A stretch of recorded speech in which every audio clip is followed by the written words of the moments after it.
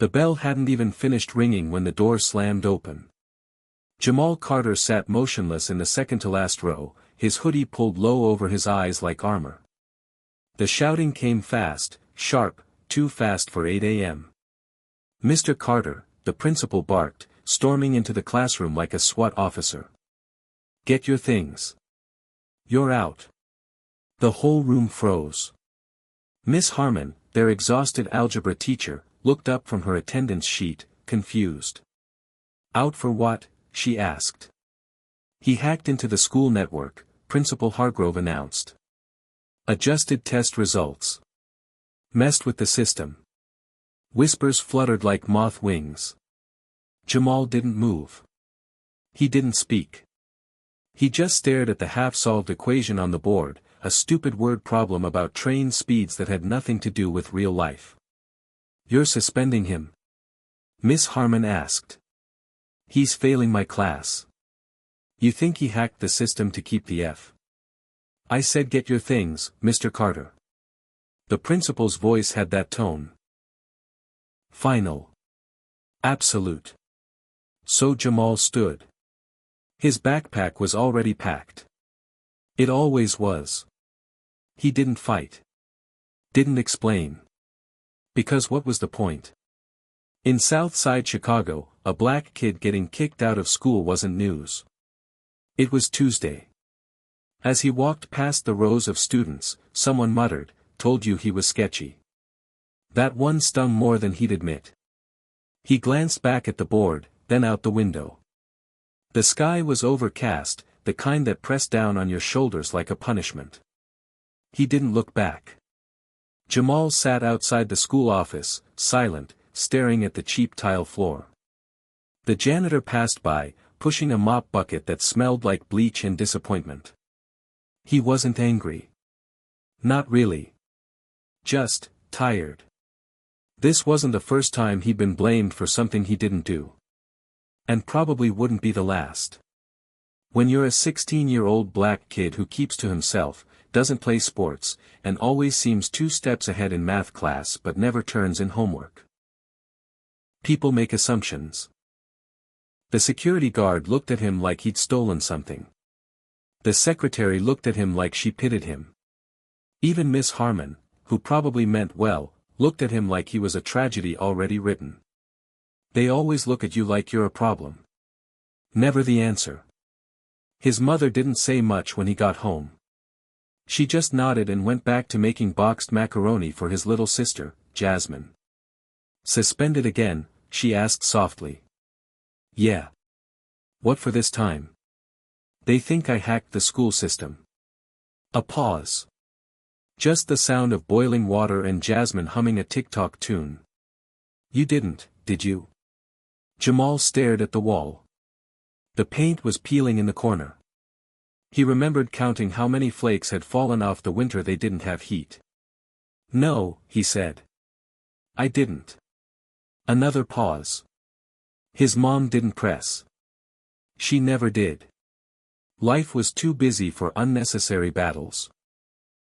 2 jobs, no health insurance, and a 6-year-old who still thought bedtime stories could protect her from real life. "You hungry?" she asked. "I'm good." He wasn't. But not for food. That night, Jamal sat on the floor of their cramped bedroom, headphones over his ears, sketching numbers and patterns in a spiral notebook. Not doodles. Not drawings. Equations. Ideas. He'd been doing it since he was 10. When he couldn't sleep, he'd build number mazes in his mind. Multiples, roots, primes, factorials. But not like they taught in school, this was different. He saw numbers as shapes, movements, flows. Almost like they were alive. He'd once asked his 4th-grade teacher if numbers could have gravity, if 2 equations could pull toward each other in some invisible way. She'd laughed and said, "That's not how math works, sweetie." But she was wrong. Because Jamal saw it. He felt it. The way certain sequences bent toward symmetry, how chaos could resolve itself with the right pattern. He didn't know the fancy words for it. He just knew it was real. And now he was suspended for a crime he didn't commit. Because nobody wanted to believe a failing student could be a genius. The next morning, Jamal stayed home. No school. No calls from the principal. No second chances. He opened his old Chromebook, the one his mom got from a garage sale, and clicked into an anonymous math forum he liked to lurk in.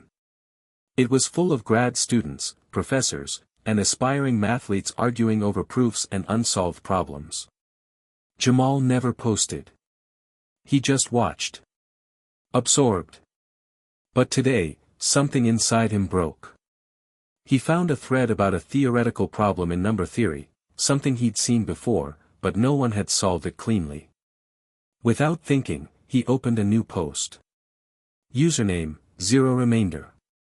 Title, Alternate Proof for Problem 24b, Possible Simpler Path. Body, apologies if this is incorrect, I'm not trained in academic math, but I approached it from a different angle.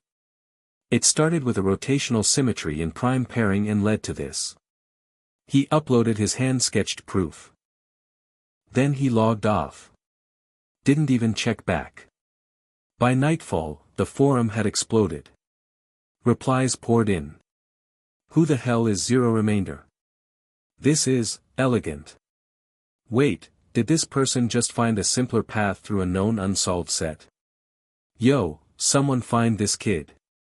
Someone even tagged a math professor from MIT. But Jamal didn't know. He was on the rooftop of their apartment building, watching the city glow orange under a smoggy sky. Jasmine had come up to join him, dragging her teddy bear with her. Are you in trouble again? She asked. Always, Jamal muttered. She sat next to him, leaned her head on his shoulder. You're not bad, she said sleepily. Just different. Jamal didn't answer. But he smiled. Just a little. Hit subscribe and leave a comment with where you're watching from. This story might just spark a new beginning. What's one thing that always pushes you forward, even when things get tough? The first thing Jamal ever learned to count wasn't numbers. It was sirens. He used to lie awake at night in his bunk bed, Jasmine fast asleep below, and count how long it took for the red and blue lights to fade from their bedroom window. Sometimes it was 5 seconds. Sometimes 20. If it was more than a minute, it meant someone got shot.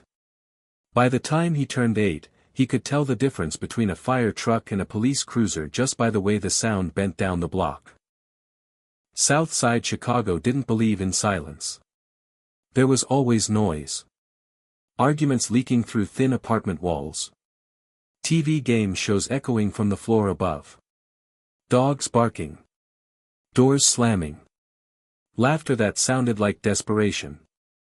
Everything was loud, chaotic, and constant. But inside Jamal's head, there was stillness. A place only numbers could reach. His mother, Latrice Carter, was only 19 when she had him. A high school dropout with a full-time job at a laundromat and a part-time gig cleaning offices after dark. She didn't have time to read bedtime stories or bake cookies. Her version of, I love you, was a hot plate on the table and a kiss on the forehead before crashing into bed for 3 hours of sleep. Jamal never resented her. She was a warrior. A quiet one. She never raised her voice. Never complained. She just moved, always working, always surviving. Jamal's father? A ghost.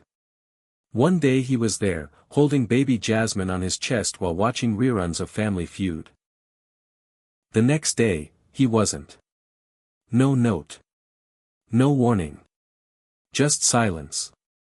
Jamal had learned early not to ask questions with answers that didn't matter. At school, Jamal was the weird kid. Not the kind of weird people admired. The kind they ignored. He didn't talk much. He didn't play sports. He read manuals, not comic books. Teachers assumed he had ADHD or some kind of processing disorder. But the tests came back inconclusive. He was quiet, yes, but too smart for special ed, too disorganized for gifted classes. So they just passed him along. C- student. Low participation. Always looking out the window. Except what Jamal was really doing, was calculating. It started in 3rd grade, when Miss Ramirez asked the class to count by sevens. Most kids got stuck after 21. Jamal went all the way to 119, without blinking, and then asked, "What happens when you count by sevens backwards from infinity?" Miss Ramirez laughed awkwardly and wrote him up for being disruptive. He wasn't trying to be funny. He just wanted to know. Later that year, he discovered something strange: he could tell which numbers would divide cleanly into others without doing the division. He just saw it. At first, he thought it was magic. Or cheating. But then he realized, it was just the way his brain worked. He once told his mom, "I think in shapes, but they're made of numbers." She smiled, wiped her hands on a dish towel, and said, "Baby, that just means you're special." But in school, being special wasn't a gift. It was a problem. By middle school, Jamal had learned to shut up. Every time he answered too fast, corrected a teacher, or pointed out an error on the whiteboard, someone rolled their eyes or whispered, "Know it all." So he stopped raising his hand. Let the wrong answers slide. Tuned it all out.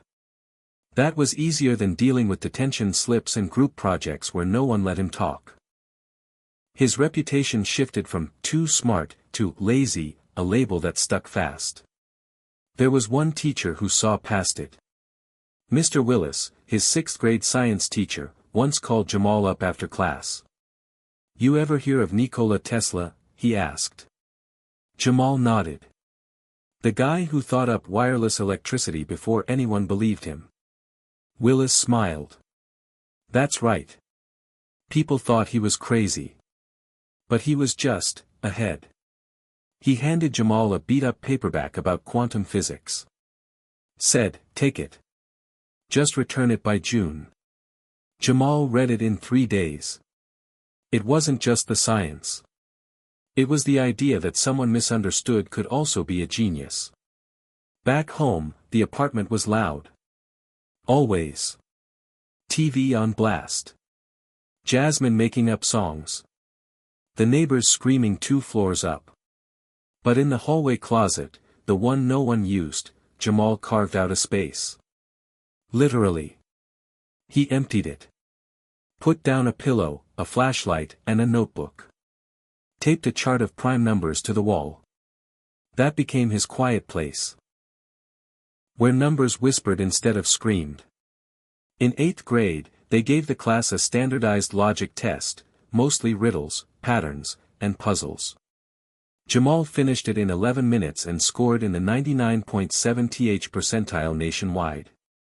The counselor called him in, blinking behind thick glasses. "You didn't cheat, did you?" Jamal frowned. "No. Do you like math?" "Not the kind we do in class," Jamal said.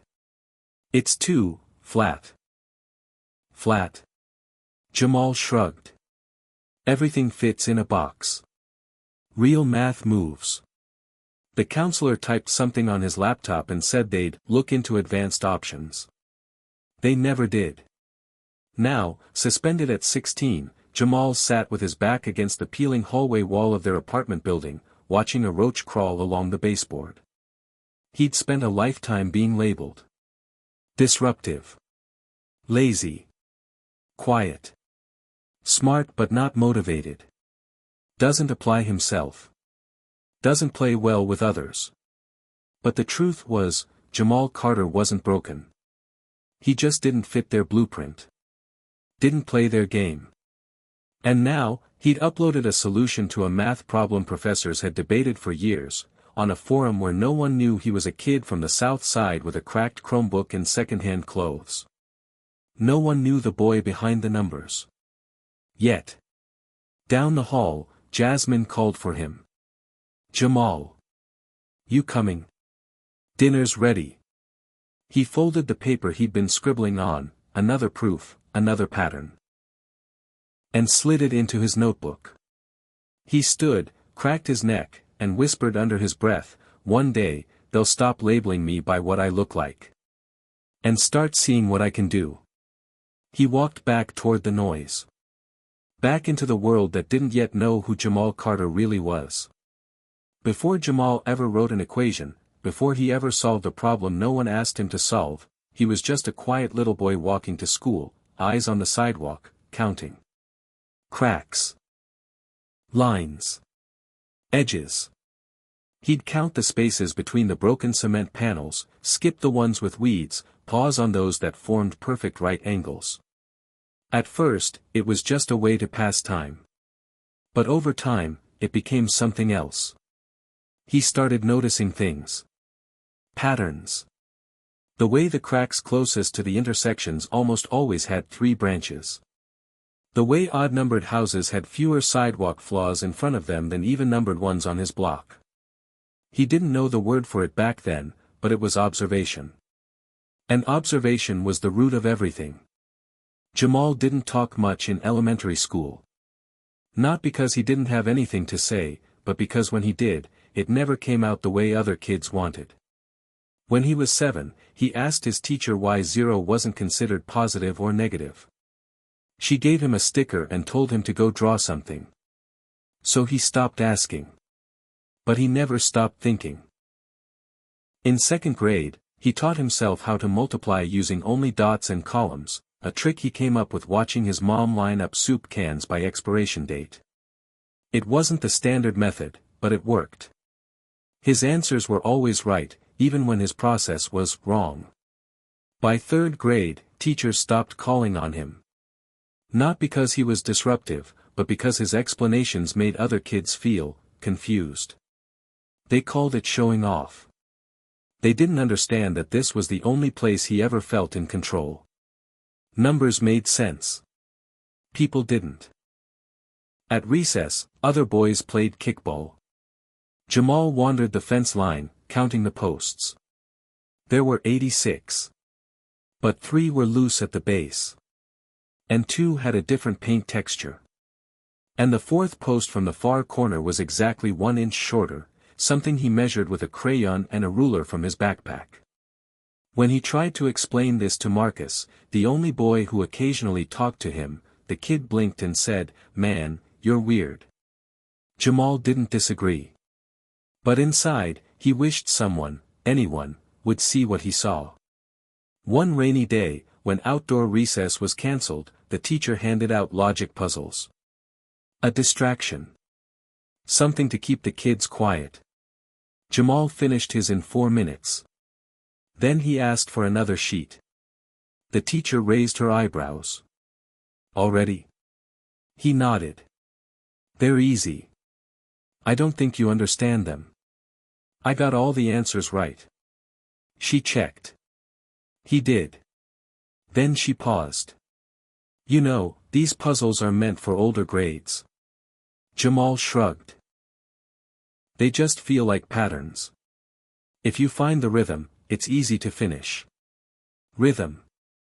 That was how he described it. Not thinking. Not logic. Not problem solving. It was rhythm. Like music, but made of numbers. That year, a social worker came to his school and pulled Jamal out of class for evaluation. She asked him to do shapes, sort blocks, draw faces. At the end of the session, she called his mom. Said he might be on the spectrum, but nothing definitive. Said he was clearly intelligent, but emotionally distant. Said he struggled with social cues, and showed signs of introversion with a possible gifted profile. Latrice just wanted to know one thing. Is he okay? The woman smiled like someone who had seen too many lost kids and not enough saved ones. He's more than okay. But he's going to need someone to believe in him. This system isn't built for kids like Jamal. But the system rolled on. And Jamal got used to being overlooked. By 5th grade, he was already years ahead in math, not officially, not on paper, but in his mind, where equations danced like fireflies. He started creating his own problems. He'd hide them under his mattress, filling notebook after notebook with questions like, what if numbers looped instead of progressed? Can you square a pattern, not just a number? Why does the number 1 always feel lonely in equations? He wasn't trying to impress anyone. There was no audience. No applause. Just Jamal. And the rhythm. One day, during lunch, he brought one of his notebooks to the table. The page was filled with diagrams, spirals, loops, some coded symbols only he understood. A girl named Brianna peeked over. What is that? Art. Jamal hesitated. Math. She giggled. That ain't math. That looks like you trying to be Da Vinci or something. He smiled, just barely. Da Vinci used math to make his art. That shut her up for a minute. But the next day, someone had torn the page out of his notebook and left it on the floor with "freak" scrawled across it in red pen. He didn't cry. He didn't tell a teacher. He just stopped bringing his notebooks to school. And started hiding his thoughts again. At home, it was a different story. Jasmine would sit beside him, watching cartoons, while Jamal scribbled quietly beside her. Sometimes she'd ask questions. Why do you write numbers sideways? I'm trying to see them differently. Why? 'Cause sometimes the answer's only visible when you look from a new angle. She didn't get it. But she nodded anyway. Because to her, Jamal was just Jamal. Her big brother. The quiet one who could fix the TV with a paperclip and guess how many M&Ms were in a jar without opening it. He was strange. But he was safe. One night, during a thunderstorm, their power went out. Latrice lit candles in the kitchen. Jamal opened the window and let the rain tap rhythms against the sill. He counted the seconds between lightning and thunder. Calculated the distance of the storm. And as Jasmine fell asleep curled up next to their mom, Jamal scribbled something in the dark. I'm not broken. I just see more than they do. He underlined it twice. Then he drew a single line beneath the sentence, jagged, unsteady, but unbreakable. Like him. They say genius is a gift. But for Jamal Carter, genius felt like loneliness. Until the day someone finally noticed what was buried inside those spiral notebooks. She walked into room 214 like she didn't belong there. A bright red scarf wrapped tightly around her neck. Chunky glasses. A tote bag that said, "Question everything," and shoes that looked too expensive for Southside Chicago. She didn't take attendance. She didn't give a speech. She just picked up a dry erase marker, turned to the board, and wrote. 3x superscript 2, 14x plus 8 is equal to 0. Then turned to face the class. Let's solve this together. Anyone know where to start? Silence. Even Jamal didn't move. He was slouched in his usual back row seat, hoodie up, notebook open but blank. He'd seen this problem before. Quadratics. Basic. But he wasn't about to play the game again, not after what happened last time he answered a question in class. The sub raised an eyebrow. Nothing. Come on, this isn't even the hard part. A few students exchanged looks. Finally, Deshaun, the self-proclaimed class clown, mumbled, "Ain't nobody trying to do math right now. We ain't even know you." She smiled. Fair. I'm Miss Reynolds. I'm here for the next few weeks while Miss Harmon's out. And lucky for you, I love problems. She tapped the board. Especially the kind no one wants to solve. Jamal kept his head down. But something about her tone, calm, sharp, not desperate, caught his attention. She wasn't trying too hard. She wasn't nervous. She was watching the room like a puzzle herself. And then she said something Jamal didn't expect. You know what I hate about the way math is taught? It's like they assume you're robots.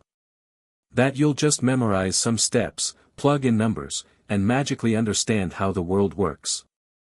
She erased the problem. Wrote something new.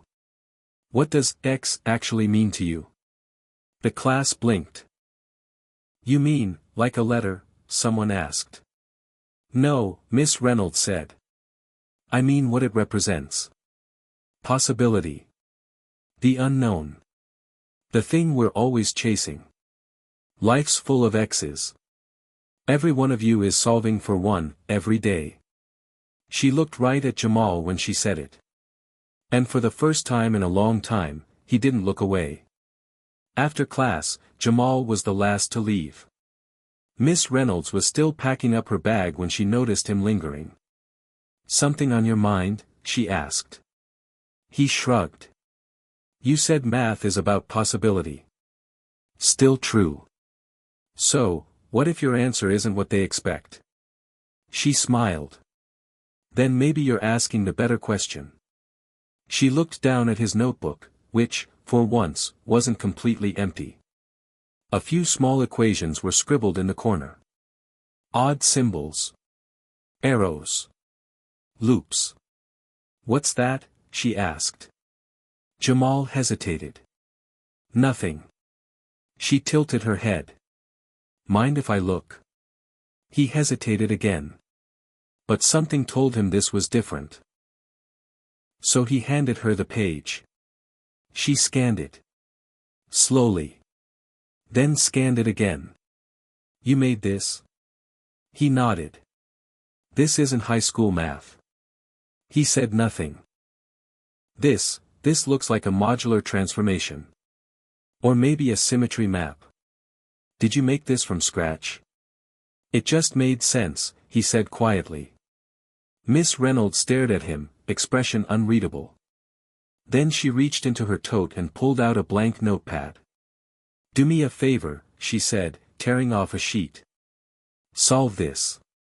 She scribbled down a problem that took up half the page.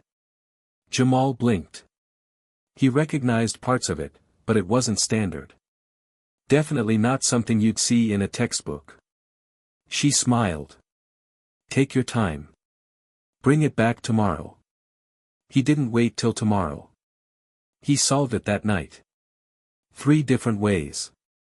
The next day, Jamal came early. No one else was in the room yet. Miss Reynolds was sipping coffee from a thermos, reading something on her tablet. He slid the paper onto her desk without a word. She looked up, surprised. You finished? Yeah. She flipped the page. Her eyes widened. 3 solutions. They're not exactly the same.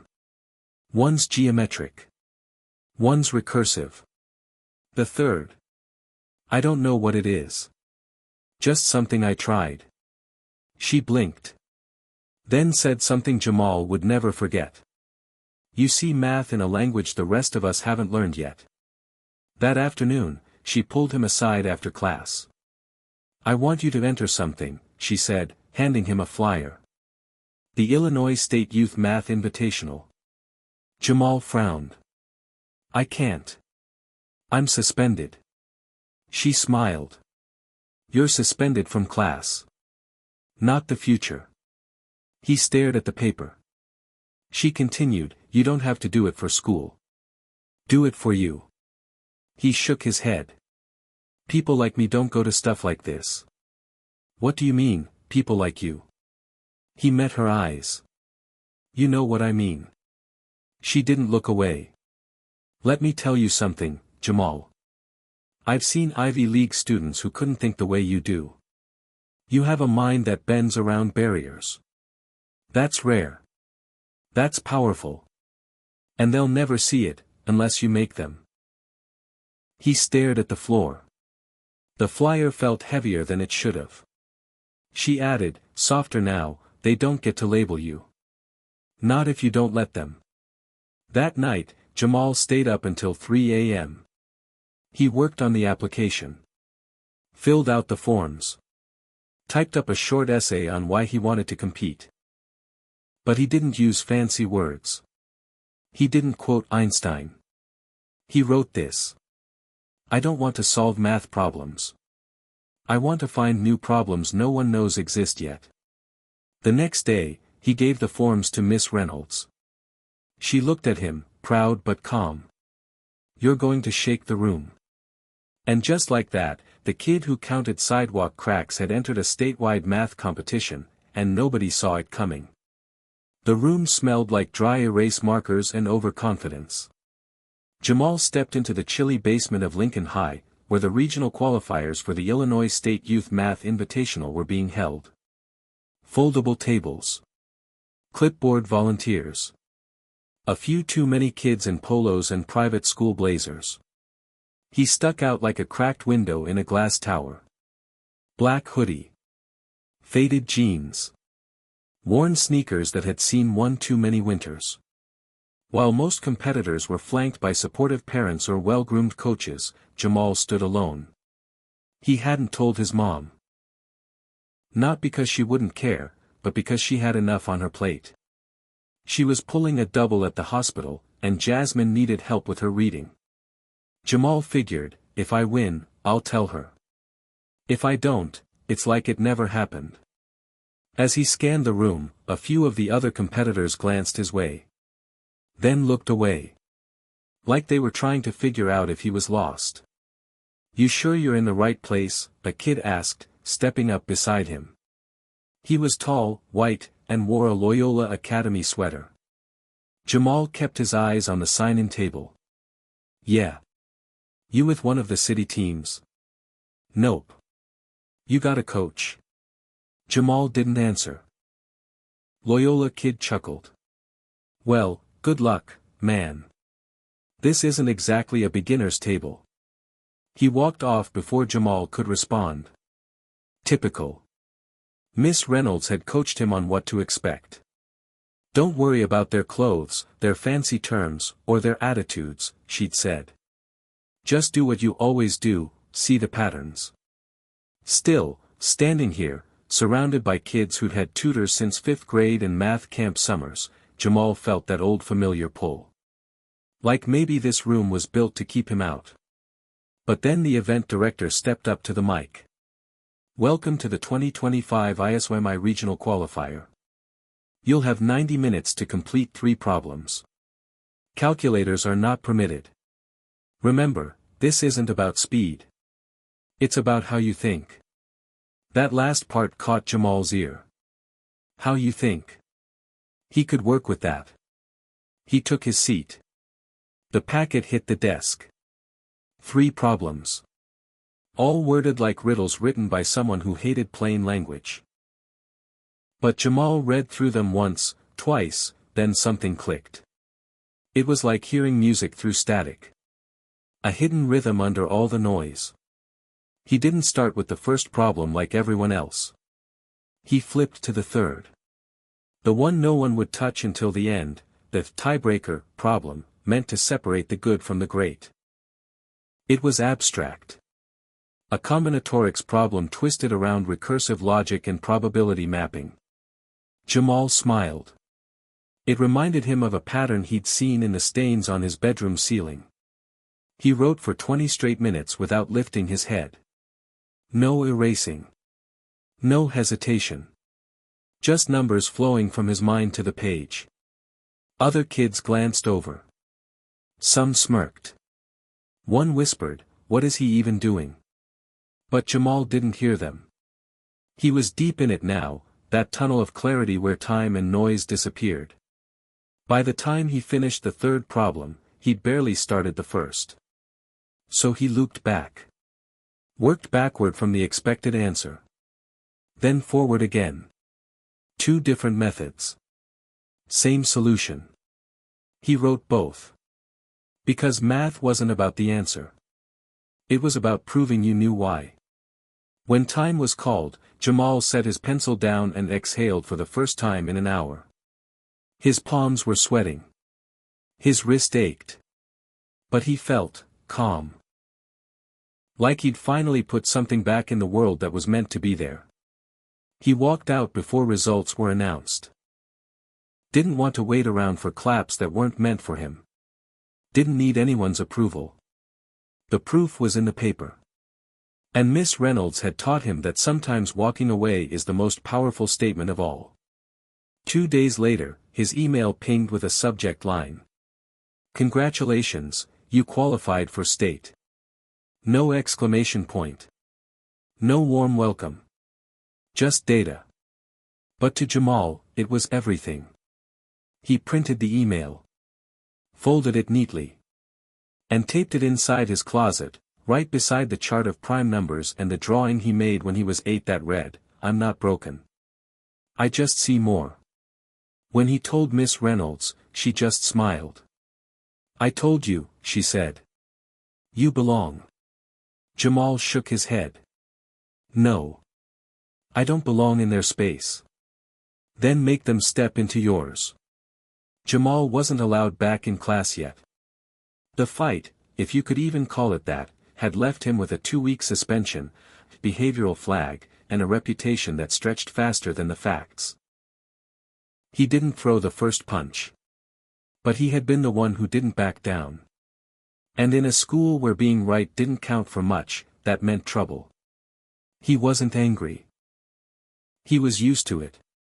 Used to the way teachers looked at him like a problem they hadn't solved. Used to the way security guards walked slower past his locker. Used to hearing his name over the intercom just a little too often. But this time, Jamal was suspended and state-bound. That tension burned under his hoodie like a secret too big to hold. He couldn't sit in class. Couldn't turn in homework. Couldn't even show up on school grounds without a parent. And yet, he was now one of 12 students across the state invited to compete at the Illinois State Math Invitational. A system that had labeled him as underperforming just months ago now had no choice but to include him on their official roster. Funny how that worked. At home, Latrice wasn't sure how to process it. She stared at the letter Jamal placed in front of her, reading the words slowly, lips moving like they used to when she'd whisper prayers into his crib. "We are pleased to inform you that your child has been selected." She read it twice. Then a third time. Then looked up. "Baby, what does this mean?" "It means I'm going to the state championship," Jamal said, quiet but steady. "For math." She blinked. "You?" After they said. He nodded. Latrice sat back in the kitchen chair. "Lord have mercy." A pause. Then the faintest laugh. You done flipped their whole script. He still couldn't go to school. But Miss Reynolds wasn't about to let that stop him. Every afternoon, she'd swing by his building, a canvas tote slung over her shoulder, packed with problems, old tests, coffee-stained printouts, and quiet encouragement. They'd meet in the public library on 95th and Halsted. Back table. By the dusty shelves nobody checked anymore. Jamal would set up his notes. Miss Reynolds would pull out timers. Together, they worked through every type of problem the state exam might throw at him. But more than formulas, she taught him structure. Pacing. Mental endurance. How to communicate his thinking, not just to solve, but to explain. "People fear what they don't understand," she said one afternoon, watching him sketch a recursive diagram on the back of an overdue book notice. "So make it impossible to misunderstand you." He nodded. Took that to heart. The only downside? His classmates didn't know. Couldn't know. He wasn't on the announcements. No bulletin board recognition. No applause from teachers who once ignored his raised hand. In school, Jamal Carter still wore the scarlet letter, suspended. But in secret, he was sharpening a blade they'd never see coming. There was one person who did find out, though. A month before the competition, Marcus, the same boy Jamal had nearly fought, showed up at the library. He stood awkwardly by the checkout counter, holding a bag of flamin' hot Cheetos and trying to look casual. "Yo," he said. Jamal looked up from his notebook. Silence. Then, "You lost or something?" Marcus shoved his hands in his jacket pocket. Nah, man. I heard about what you're doing. Heard from who? Miss Reynolds. She kinda flexed on the staff a bit. Said they're lucky you still even wanna represent the school. Jamal gave a small, tired smile. She would. Marcus shifted. That math thing. That's big, bro. Jamal just nodded. Yeah. It is. A pause. Then Marcus said something Jamal didn't expect. Yo, if you ever need someone to run drills or whatever. I'm down. I ain't no math genius, but I can quiz you or read problems out loud or whatever. Jamal studied his face. Marcus looked genuine. Maybe even a little ashamed. Jamal motioned to the seat across from him. You know how to read fast. Marcus grinned. Faster than you. They worked like that for 2 weeks. Miss Reynolds. Marcus. And Jamal. One problem at a time. Not for claps. Not for college apps. But for the idea that maybe, just maybe, the system didn't get the final word. The night before the competition, Jamal couldn't sleep. He lay in bed staring at the cracked ceiling, eyes following the pattern of light from the hallway seeping through the doorframe. His mind wasn't nervous. It was ready. The same way it had been the first time he saw a pattern in the pavement. The same way it had been when Miss Reynolds said, "You see math in a language the rest of us haven't learned yet." This time, they weren't going to ignore him. They were going to watch. They were going to listen. He sat up, pulled his notebook from the nightstand, and wrote 3 words at the top of the first blank page. Let's make noise. The moment Jamal stepped into the University of Illinois math wing, he knew, this was not built for kids like him. The floors were marble. The ceilings echoed. The people moved like they already knew where they were going, like this building had always been theirs. All around him were students in pressed khakis, custom-fit jackets with their school logos embroidered near the heart. Laptops open. Graphing calculators spinning. Handshakes, group huddles, nods between rival teams. Jamal stood at the edge of it all, a quiet storm in a borrowed blazer that didn't quite fit, holding a clearance rack backpack with 1 pen, 1 spiral notebook, and 1 undeniable truth. He earned his seat. No matter how many eyes said otherwise. He walked to the check-in table. The woman barely looked up. School name? Harper High, he said. She paused.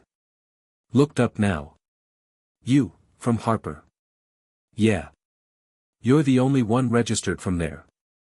Jamal nodded. I know. She hesitated, then slid over a name tag. Individual bracket. Room 302. No smile. No welcome. Just a badge in a hallway. The exam room was quiet. Cold. Lit with fluorescents that buzzed overhead like nervous bees. 12 desks. 12 students. All seated apart, far enough that no one could see each other's work. Not that they'd need to. This wasn't that kind of test. This was the kind of test that didn't just measure answers, it measured thinking. Process. Depth. It was made for kids who spent summers at Stanford pre-college, who knew what nonlinear optimization meant before they could drive. And yet, as Jamal took his seat, pulled out his mechanical pencil, and cracked his knuckles softly, a calm settled over him. He belonged here. Not because they invited him. But because he had earned it. The test packet dropped at 9 a.m. sharp. 4 problems. 3 hours. No calculators. No breaks. Just a battle of wits. The first question. Classic logic grid. Easy. Jamal read it once, saw the flaw in the setup, and rewrote it from scratch, optimizing it through a symbolic matrix he'd invented during a late-night brainstorm 3 weeks prior. 20 minutes. Done. He looked around. Nobody else had even flipped the page.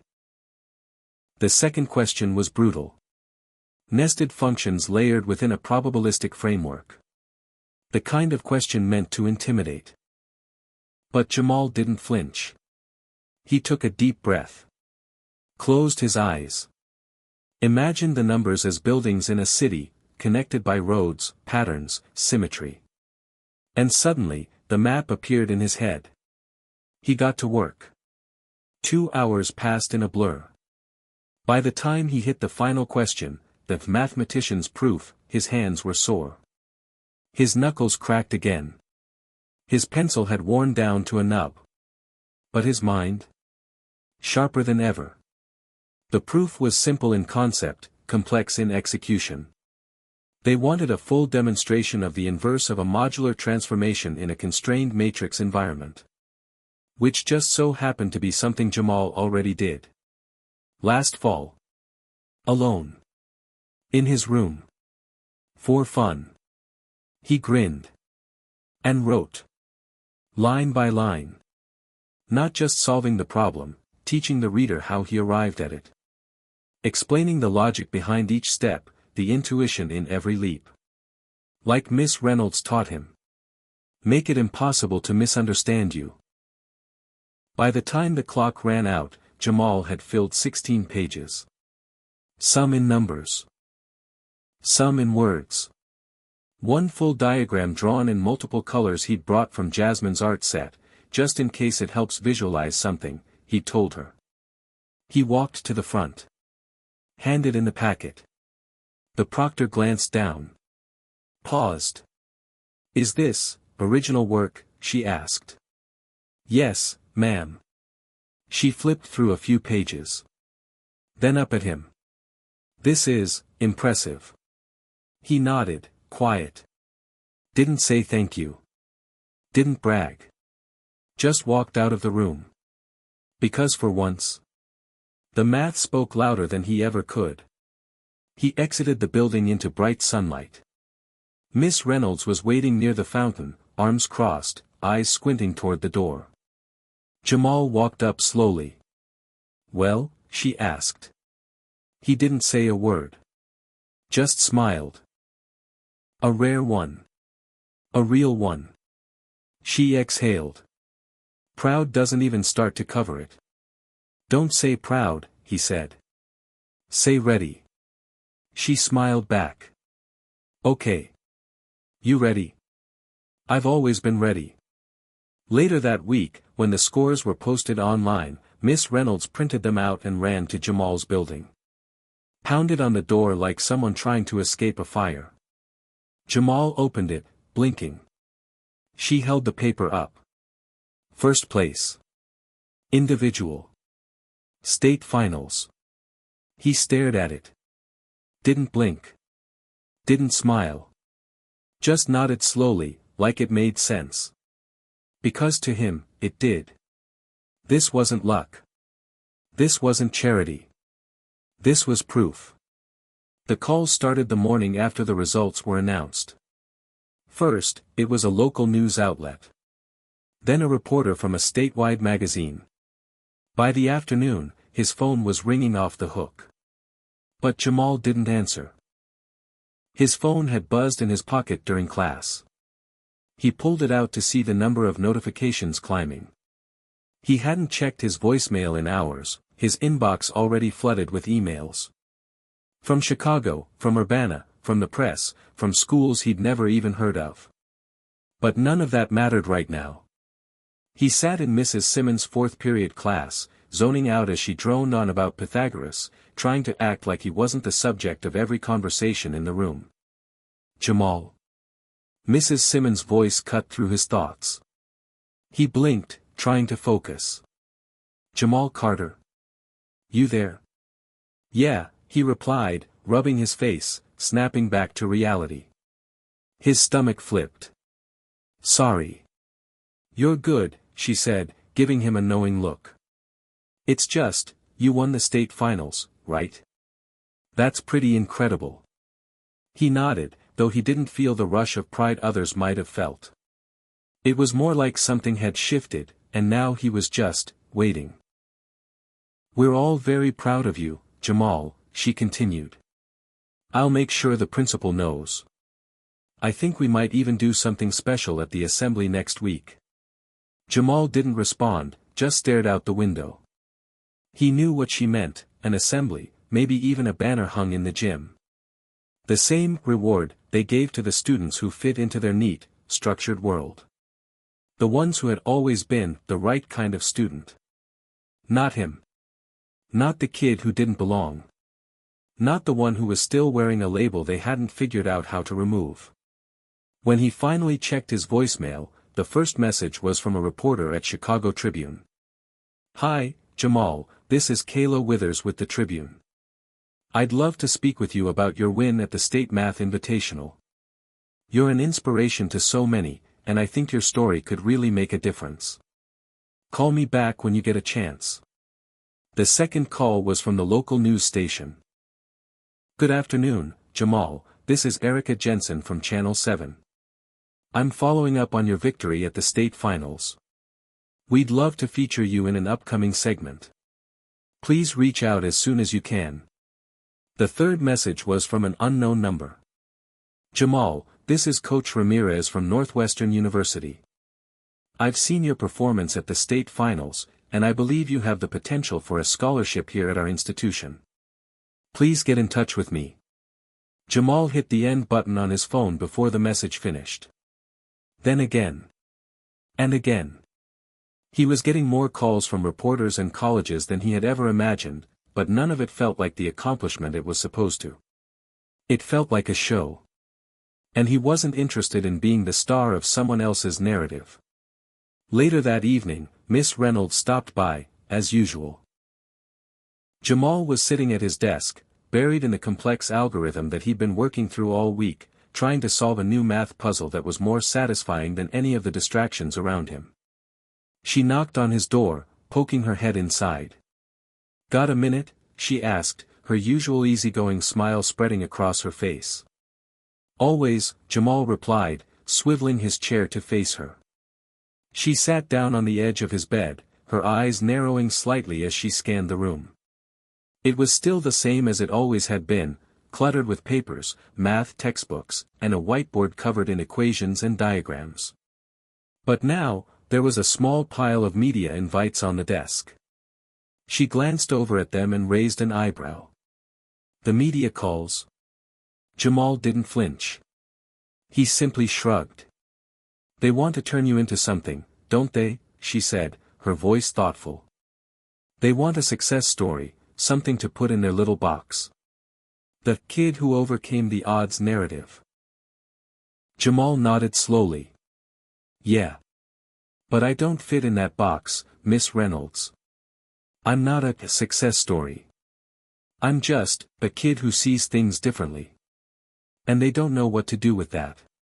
Miss Reynolds watched him for a moment, taking in the certainty in his voice.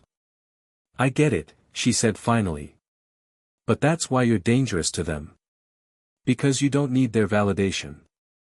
You're already doing the work. And that's what matters."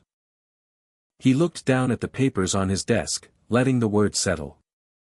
"I don't want to be the story," he said quietly. "I just want to be the math." Miss Reynolds smiled. "And that's what makes you special. You're not the story. You're the proof. And no headline can ever change that." The next day, he met with the principal for the first time since his suspension. Mrs. Diaz looked a little uncomfortable as she sat across from him in her office, her fingers drumming nervously on the desk. "You're not the same Jamal Carter I met last year," she said, eyes narrowed, but not unkindly. He said nothing. "We need to talk about how we handle this, the media, your future in the district. This win of yours has gotten more attention than I expected. Colleges are reaching out." Jamal didn't move. He didn't say anything. Mrs. Diaz shifted in her seat. "You need to think about what this means for you. A scholarship could change your life." Jamal looked up, locking eyes with her. "It won't change my math," he said flatly. It won't change the work I do. It won't change the fact that I'm still not the right fit for this place. The principal looked taken aback. But Jamal didn't soften his expression. You want to give me a scholarship? Great. But don't make this about you. Don't make this about a headline. The phone calls kept coming. But Jamal didn't return a single one. He didn't need their stories.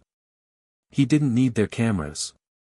What he had was something much bigger, his own path, his own future.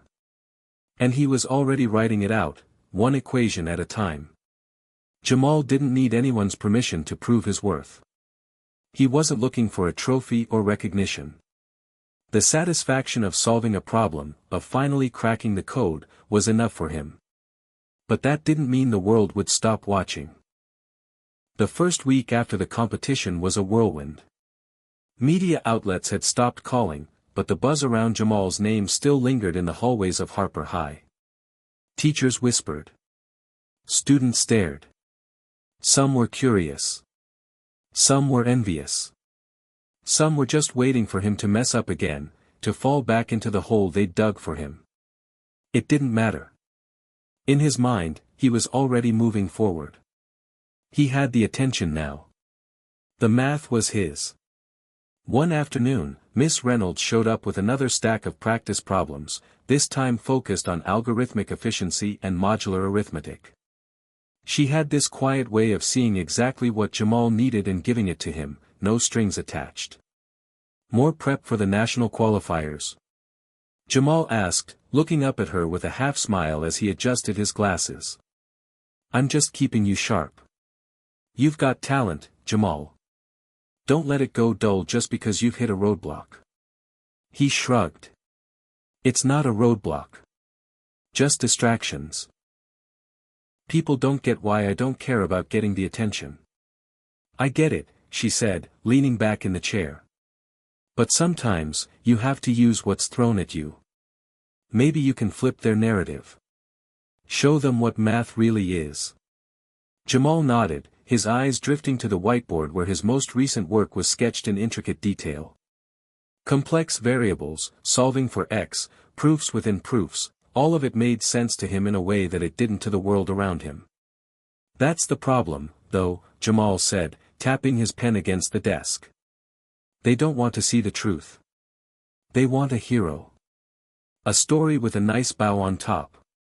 But math doesn't work that way. Miss Reynolds chuckled softly. That's the beauty of it, Jamal. Math is as messy as the rest of life. And you're living proof of that. Jamal smiled. There was something about her that made him believe in his ability to change the narrative. Maybe it wasn't about breaking the mold. Maybe it was about showing the world there was no mold at all. The next week, Harper High threw the assembly. It was inevitable. They couldn't pretend Jamal's win didn't matter anymore. They had to acknowledge it, even if they weren't sure what to make of him. He was the outlier, the anomaly they couldn't ignore. The gymnasium was decorated with streamers and posters, the sound of students chattering filling the air as the principal took the stage. She stood in front of the podium with a microphone, wearing her most professional smile. Today, Mrs. Diaz began, we are celebrating one of our own. Jamal Carter, who won first place in the Illinois State Math Invitational. There was a ripple of applause. Jamal stood at the back of the gym, his hands in his pockets, his hoodie pulled over his head. He hadn't asked for this. The recognition was nice, sure, but it wasn't the point. The point was the work, the math. That was what mattered to him. The principal continued. Jamal is a testament to what hard work and dedication can achieve. He's a student who's gone above and beyond expectations, and we're all so proud of him. Jamal stood there, watching the principal, hearing the words, but feeling the distance. She wasn't talking about him, not really. She was talking about the idea of him. The narrative. The trophy they could put in the case. Miss Reynolds had told him not to worry about what others thought. But it wasn't easy to ignore the fact that the world kept trying to fit him into a box he'd never belonged to. The assembly ended with the usual pomp and circumstance, but Jamal barely noticed. When the final bell rang, he headed straight to his locker, ready to escape to his own space. To the world he created, where the math was king, and nothing else mattered. But as he reached his locker, something stopped him. A note. Taped to his locker door. It was from Marcus. You ready to show the world what they don't see? Jamal stared at the note for a moment, feeling a mix of surprise and confusion. The last time he'd seen Marcus, they hadn't exactly parted on the best terms. But this note? It was different. It was like a challenge, or maybe a reminder that he wasn't alone in this. The next day, Jamal showed up to school with something different in his mind. The media had stopped calling, but the pressure hadn't let up. Instead of shying away from the spotlight, he decided to flip it. He didn't need to prove himself to anyone, not the press, not his teachers, not his peers. But he could use their expectations to show them something new. He set up a meeting with the principal.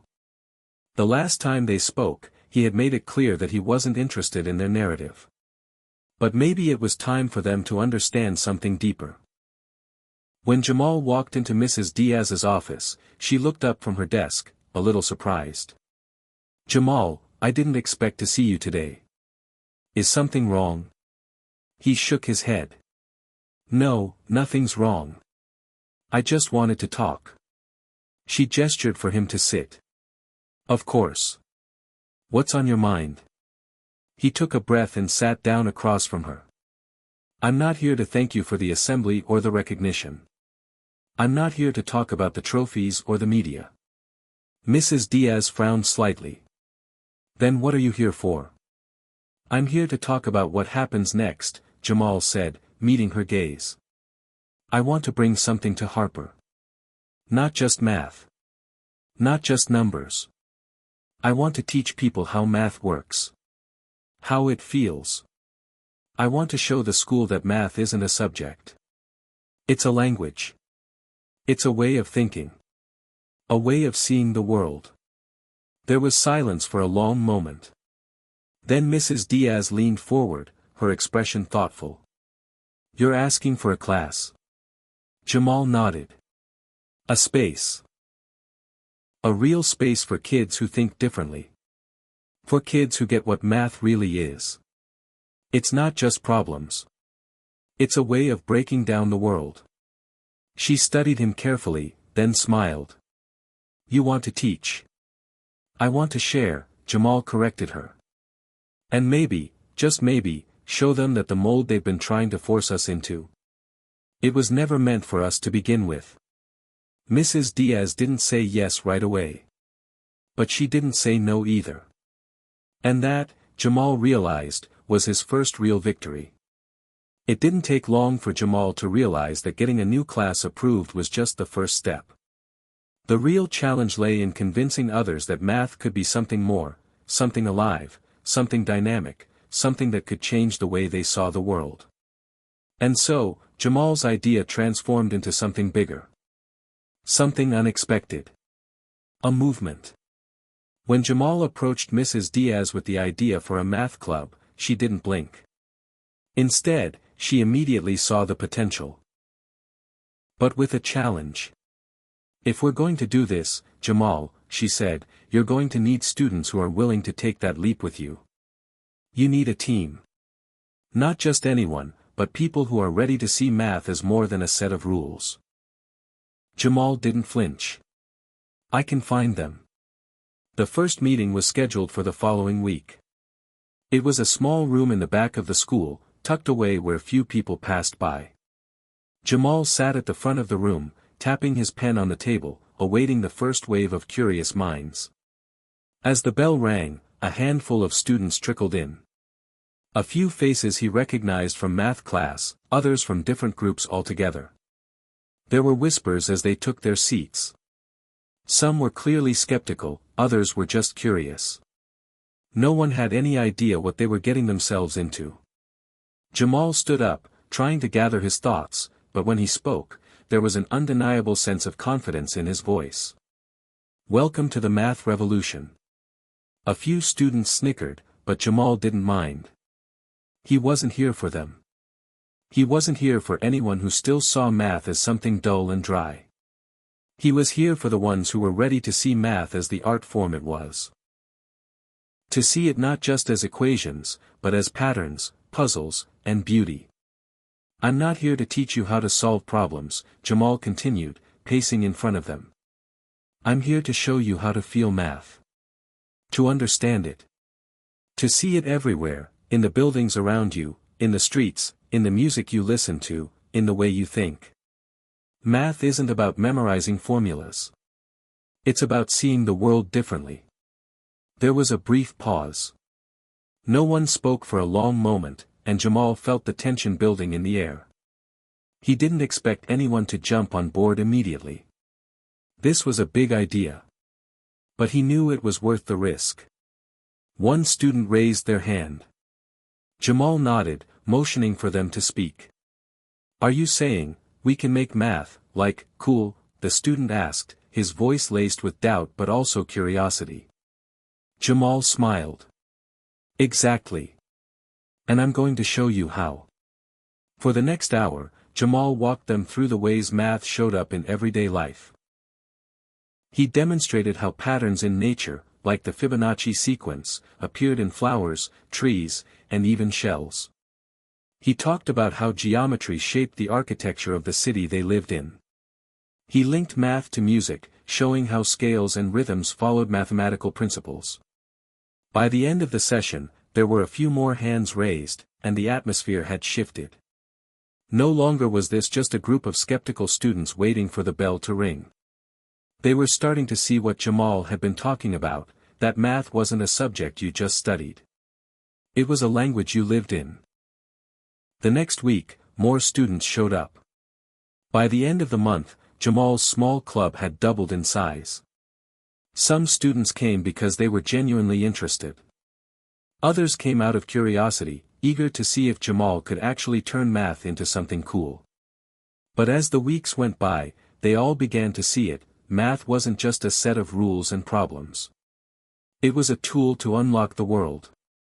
Jamal began hosting workshops, bringing in students from other schools and even some local professionals to speak about how they used math in their careers. They had a speaker from a local tech startup, musician who used math in her compositions, and even an architect who designed buildings using mathematical models. Each of them explained how math shaped their lives, showing that it wasn't just confined to the classroom. One afternoon, Jamal sat with Miss Reynolds after the club meeting, feeling a sense of satisfaction he hadn't experienced in a long time. The room had been full. Students chatting excitedly, scribbling down ideas for their next big project. You've done it, Miss Reynolds said with a grin. I always knew you could. Jamal shook his head, not in modesty, but in contemplation. I haven't done it yet. Not really. But we're getting there. We're just starting to show people that math isn't this static thing. It's alive. It's everywhere. She leaned back in her chair, looking thoughtful. So what's next? Jamal smiled. Next. We show them the math behind the world. We get them to ask questions. We challenge them to see the patterns. And then we take it further. That's when Jamal came up with the idea for the first official project of the Math Revolution, the Math in the Real World Challenge. The students in the club would work together to identify a real-world problem, anything from urban planning to climate change to social inequalities, and use math to try and solve it. The goal was to show the world that math wasn't just about numbers on a page. It was a key to unlocking solutions, to answering the tough questions, to making a difference. Jamal's plan was simple, but ambitious. They would work together to create a project so big, so compelling, that the whole school, the district, even, couldn't ignore it. And that's exactly what happened. Over the next several months, the Math Revolution Club grew, both in numbers and influence. They held regular meetings, gathered for late-night brainstorming sessions, and turned out work that impressed even the most skeptical of their peers. By the time they were ready to present their project to the school board, their reputation had spread like wildfire. It wasn't just about math anymore. It was about showing the world that they were capable of thinking differently. Of breaking through the mold. And Jamal? He was at the center of it all, the quiet leader who didn't need the spotlight. He had already built something bigger than any trophy or recognition, a community of thinkers, creators, and innovators. And that was all the validation he needed. Hit subscribe and leave a comment with where you're watching from. This story might just spark a new beginning. What's one thing that always pushes you forward, even when things get tough? The day of the presentation finally arrived. Jamal stood in front of a packed auditorium, the air heavy with anticipation. The project, Math in the Real World, had taken months of planning, countless hours of research, and teamwork that spanned beyond what anyone had expected. There was a sense of pride in the room, but there was also a bit of anxiety. This was it. The moment that could either make or break everything Jamal and his group had worked for. But in his heart, Jamal was calm. This wasn't about impressing anyone. This was about proving to himself that math wasn't just an academic exercise. It was a tool to change the world. The audience included teachers, local business leaders, city officials, and a few curious parents. Miss Reynolds stood in the back of the room, her arms crossed but a proud smile on her face. She had supported Jamal every step of the way, and now it was time for the world to see the fruits of his labor. The students who had worked with Jamal on the project. A mix of kids from different grades, all united by their love for math, were lined up at the front, each holding a part of the presentation. Jamal was ready. He stepped forward, his heart racing slightly as he cleared his throat. "Good afternoon, everyone," Jamal began, his voice steady. "Today, we want to show you how math can solve real-world problems. Not just equations in a textbook. But real, living problems that affect all of us." There was a murmur of interest in the room. Jamal took a deep breath, adjusting his glasses before continuing. "The problem we chose to tackle is urban planning. Specifically, how we can use math to solve traffic congestion in our city. As most of you know, traffic is a huge issue here in Harper. It causes delays, increases pollution, and makes life more stressful for everyone. What we've done is applied mathematical modeling to analyze traffic patterns and propose solutions that could reduce congestion and make transportation more efficient." He gestured to the large screen behind him, where a digital map of Harper's streets appeared, overlaid with colorful graphs and figures. The room fell silent, all eyes on the screen. For the next 20 minutes, Jamal and his team took the audience through the intricacies of their project. They showed how they used graph theory to map out the city's roads and identify key congestion points. They demonstrated how they applied algorithms to predict traffic flow during peak hours and tested different scenarios. Adjusting traffic light timings, rerouting buses, and introducing new lanes, to determine which solutions would have the greatest impact. The students had even developed a model that simulated the effect of various traffic management strategies, demonstrating how math could directly improve the flow of vehicles in the city. As Jamal spoke, he noticed a few heads nodding in approval. The skepticism was slowly melting away. He wasn't just some kid who won a math competition anymore. He was a problem solver. A thinker. A creator. But the real turning point came when Jamal wrapped up his presentation by showing the results. The model they'd built predicted a 20% reduction in traffic congestion with the proposed changes. It wasn't a silver bullet, but it was a real, measurable improvement, something that could be implemented and make an actual difference in the lives of everyone in Harper.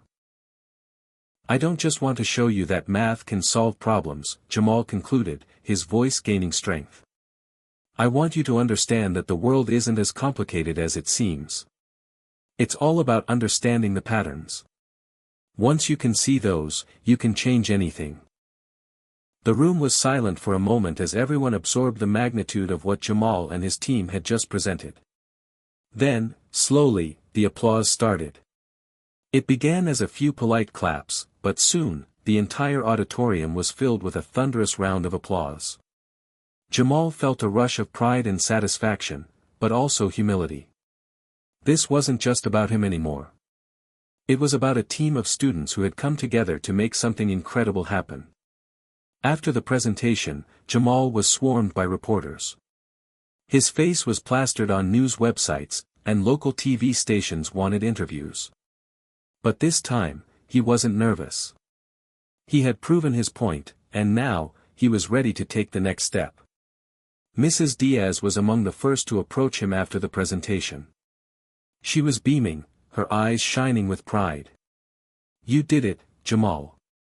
This is exactly what I was hoping for." Jamal nodded, a modest smile on his face.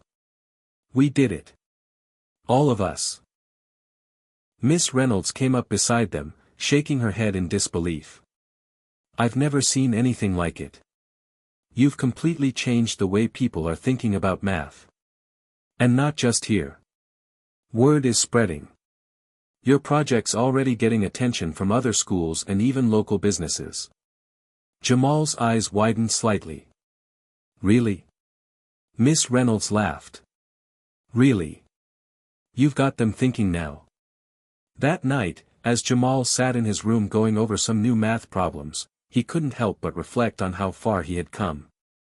He remembered the days when he felt invisible, when the world seemed to label him a failure. But now, the world was listening. He had turned his passion into something real. He had broken through the mold. And in doing so, he had changed the narrative, not just for himself, but for everyone who believed that math was just a series of dry equations. He had shown them that math was a way of seeing, a way of thinking, and most importantly, a way of changing the world. And then, as if on cue, Jamal's phone buzzed. It was a message from Marcus. "Hey, Jamal.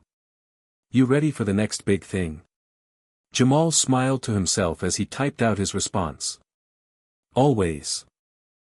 The success of Jamal's presentation didn't just create ripples, it caused waves.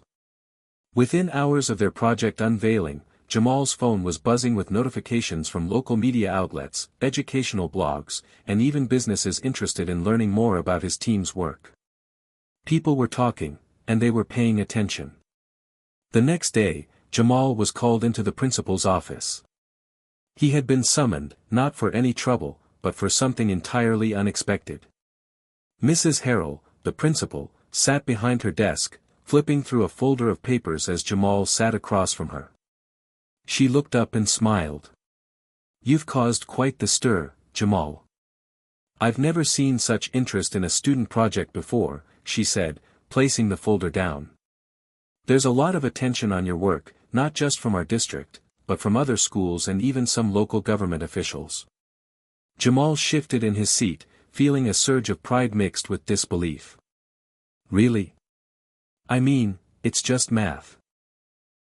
I didn't expect this much." Mrs. Harrell chuckled. "That's the thing. You didn't just show them math. You showed them the power of creative thinking, the ability to solve real-world problems. That's something everyone can get behind." She leaned forward. "We've received an invitation from a major local tech conference. They want you and your team to present your project there." Jamal's eyes widened. "A tech conference? Are you serious?" Mrs. Harrell nodded. "This could be huge. It could open doors you never thought possible. But there's a catch." Jamal tilted his head, intrigued. "What's the catch?" "You'll need to refine your project, add more depth, maybe even build a prototype of some of the solutions you proposed. They want to see not just the math, but how it could be applied in the real world. It's a challenge, but if anyone can pull it off, it's you." Jamal sat back, processing the news. This wasn't just about math anymore. This was about taking his ideas, their ideas, to the next level. It was a chance to show the world that math was not only relevant but vital in solving everyday problems. "I'm in," Jamal said without hesitation. "We'll do it. Over the next few weeks, Jamal and his team dove into the challenge. They worked tirelessly, tweaking their models, gathering more data, and experimenting with different solutions. They took their original traffic model and refined it, integrating live traffic data from the city, testing real-world traffic light algorithms, and even creating a 3D simulation of the city streets. There were long nights, filled with brainstorming sessions, arguments, and moments of doubt. But each time they hit a roadblock, Jamal reminded them of the bigger picture. This was their chance to show the world the power of math. One evening, as Jamal was sitting at his desk, working through the final calculations, his phone rang. He glanced at the screen. It was Marcus. "Yo, Jamal. You busy?" Marcus asked, his voice sounding unusually upbeat. Jamal smiled. "I'm always busy, man. What's up?" "I just wanted to say, you're really doing it. I mean, look at you. You've got the whole city talking about math. Who would have thought?" Jamal chuckled.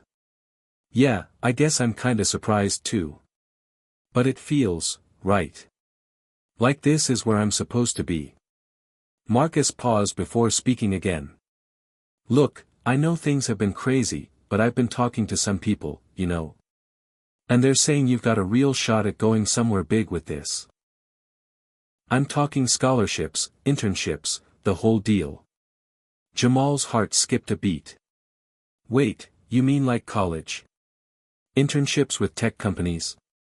"Exactly. Don't let this chance slip by, Jamal. You've got the skills, the drive. The doors are opening for you. But you've got to be ready to walk through them." Jamal sat back, a sense of determination washing over him. This wasn't just about a school project anymore. This was the beginning of something much bigger. He could see it now, the doors were opening, and all he had to do was step forward. "Thanks, Marcus. I won't let it slip by. I promise." When the day of the tech conference finally arrived, Jamal and his team were ready. They had refined their presentation, developed a working prototype of their proposed traffic management system, and rehearsed their pitch over and over. The conference was held in a large, modern convention center downtown, filled with innovators, educators, and tech enthusiasts. As Jamal and his team walked into the venue, they were awestruck by the scale of it all. The place was buzzing with energy, the air thick with excitement. The team was given a booth to set up their display, and within minutes, they had people approaching them, asking questions, intrigued by the models and simulations they had brought along. There was a mixture of curiosity and skepticism in the air, but Jamal wasn't intimidated. He had done the work, and now it was time to show the world. As the presentation time drew near, Jamal's nerves began to kick in. It was one thing to present to classmates and teachers, but this was an entirely different level. The audience would be filled with professionals, and some of them had likely spent years working on similar problems. But Jamal didn't let the pressure get to him. He took a deep breath, adjusted his glasses, and reminded himself why he was there.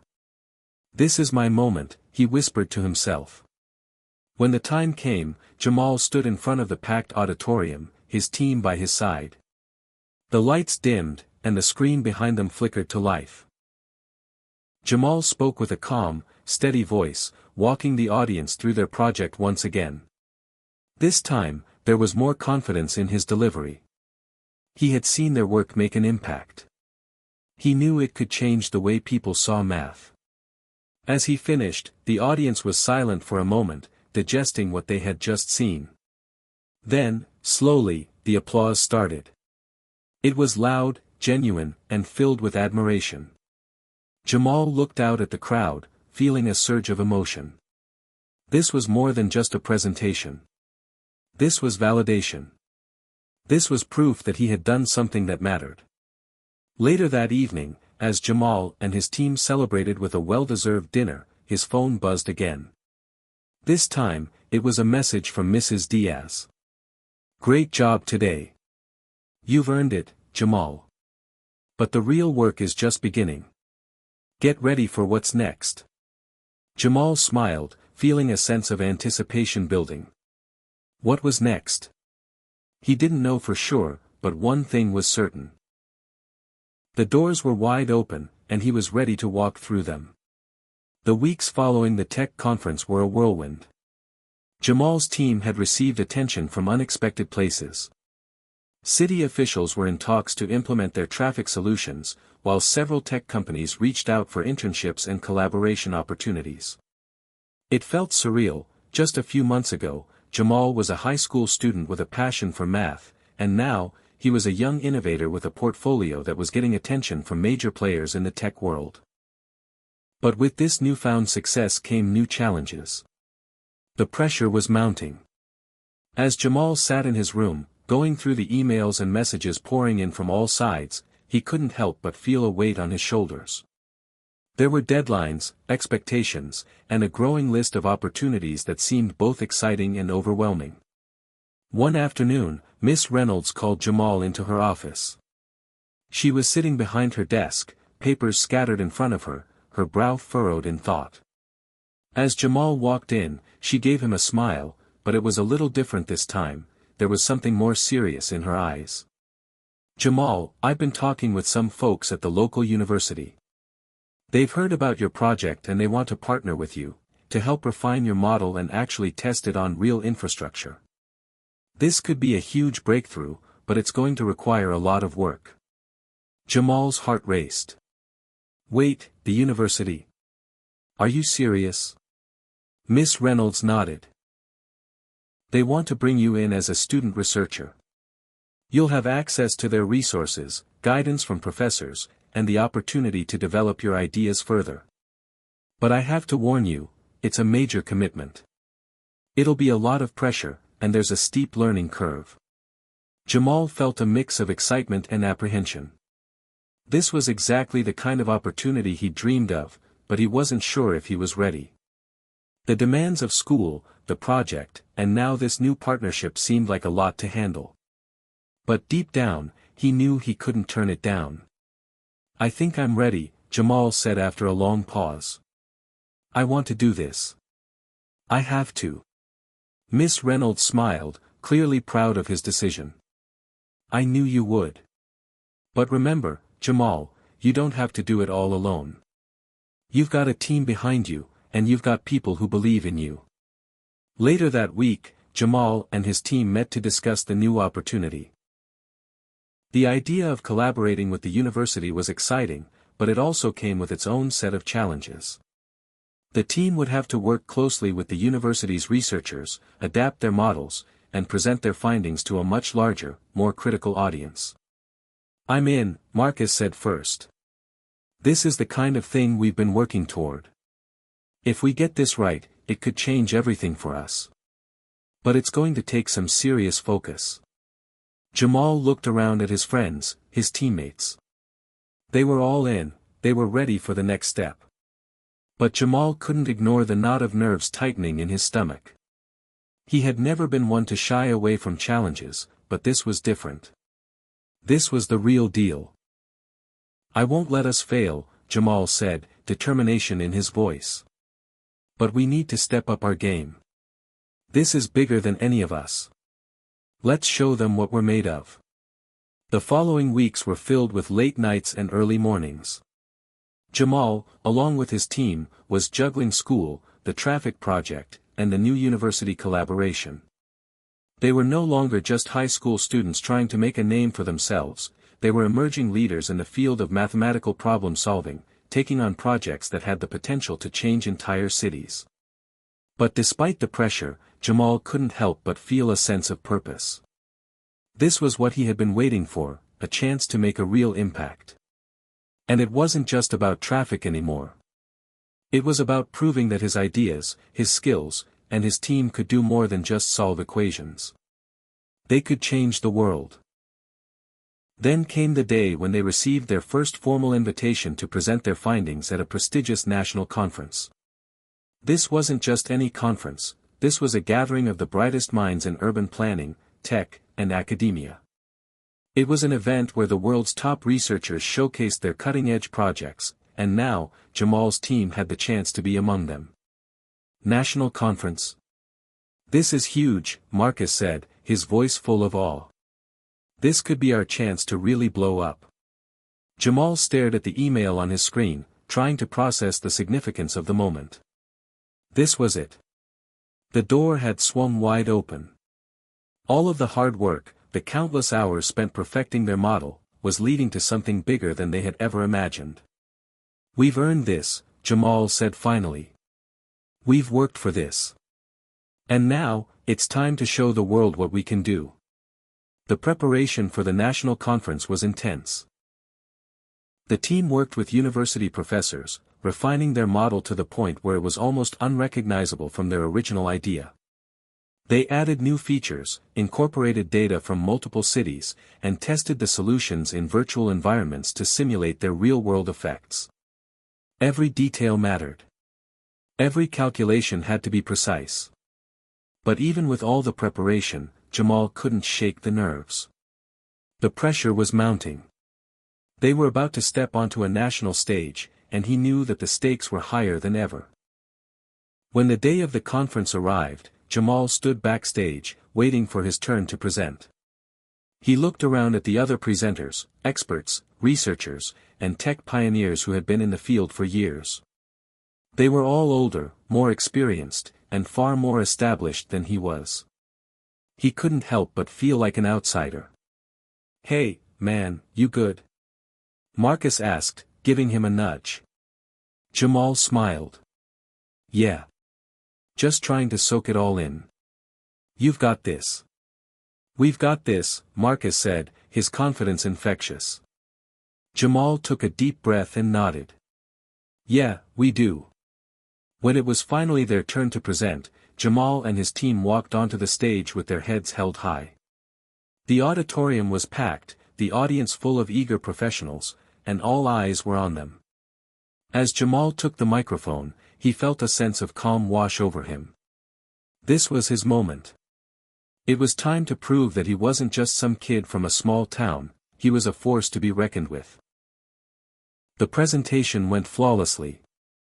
Jamal spoke with confidence, his voice steady as he guided the audience through their model, explaining how it could revolutionize the way cities dealt with traffic.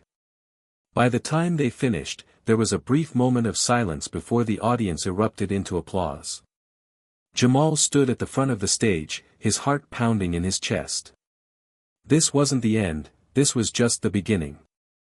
The applause from the national conference was deafening. As Jamal and his team stood at the front of the stage, soaking in the recognition, it felt like a dream, the kind of dream you weren't sure could ever come true, but then it does, and you find yourself in awe of it. Their presentation was more than just a success, it was a declaration. A declaration that they belonged on this stage, with the best and brightest minds in the world. For Jamal, it was overwhelming. The same kid who had been labeled a failure just a year ago now had a crowd of professionals and scholars on their feet, applauding his work. He glanced at his team, Marcus, Julia, and Tyler, their faces lit up with pride. This was their moment, their victory. But it was more than just about them, it was about something greater, something that Jamal had always known deep down: math wasn't just numbers. It was power. As they made their way off the stage, the team was greeted by a swarm of people, from tech entrepreneurs to urban planners, all eager to shake their hands and discuss their project.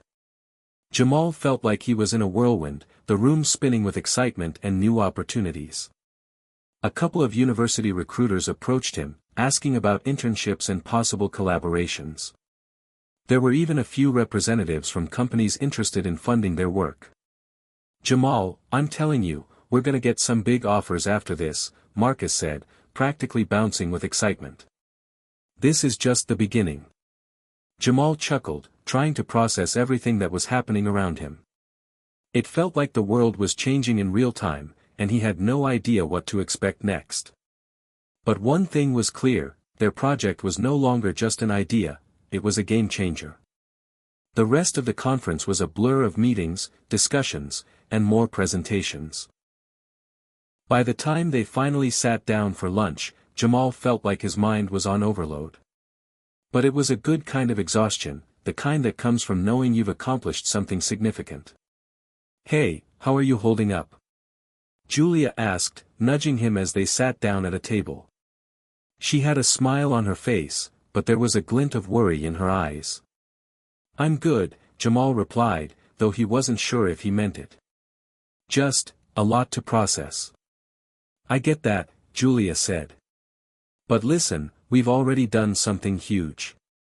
Whatever comes next, we've already shown the world what we can do." Jamal nodded, grateful for her calm perspective. "Yeah. You're right. It's just, now that we're here, it feels like there's no turning back." "You've never backed down from a challenge, Jamal," Julia said with a grin. "This is just the next one." The next few weeks were a whirlwind of phone calls, emails, and meetings. After their presentation at the conference, their project had gained significant traction. Several tech companies reached out, offering internships, funding, and the possibility of collaboration on future projects. Jamal had never been so busy in his life, and he wasn't sure if he could keep up with the pace. But every time he felt overwhelmed, he thought back to what Marcus had said, "We've got this." Jamal knew that he couldn't do it alone, but he didn't have to. His team was right beside him, every step of the way. Together, they could accomplish anything. One evening, as Jamal was reviewing some project proposals for a potential collaboration with a major tech company, he received an unexpected phone call. It was from a well-known academic in the field of urban planning, Professor Elias Donovan. "Jamal," Professor Donovan's voice crackled through the phone. "I've been following your work, and I must say, I'm impressed. I think you've got something here that could revolutionize traffic management. I'd like to invite you to collaborate with me on a project I'm leading, something that could take your ideas to the next level." Jamal felt his heart skip a beat. Professor Donovan was a leading expert in urban planning, and his invitation to collaborate was the kind of opportunity Jamal had dreamed of. This could be the breakthrough he'd been waiting for, the chance to make a real impact, not just in one city, but across the country. "I'd be honored, Professor Donovan," Jamal said, trying to keep his voice steady. "Tell me more." "We'll be working on a large-scale project that involves integrating new traffic systems into a smart city infrastructure," Professor Donovan explained. "We've been studying your model, and we believe your work could be a key component of this initiative. But it's going to require a lot of research, a lot of dedication. Are you up for the challenge?" Jamal took a deep breath, glancing over at his team who had gathered around him.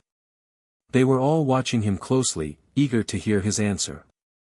"I'm in," Jamal said, his voice full of conviction. "Let's do it." That decision marked the beginning of a new chapter. Jamal, Marcus, Julia, and Tyler now had the chance to work alongside some of the brightest minds in the country. The pressure was higher than ever before, but Jamal felt more confident than ever. He wasn't just a student anymore, he was a contributor, a creator, and someone who had the power to change the world. The team's first task was to refine their traffic model even further.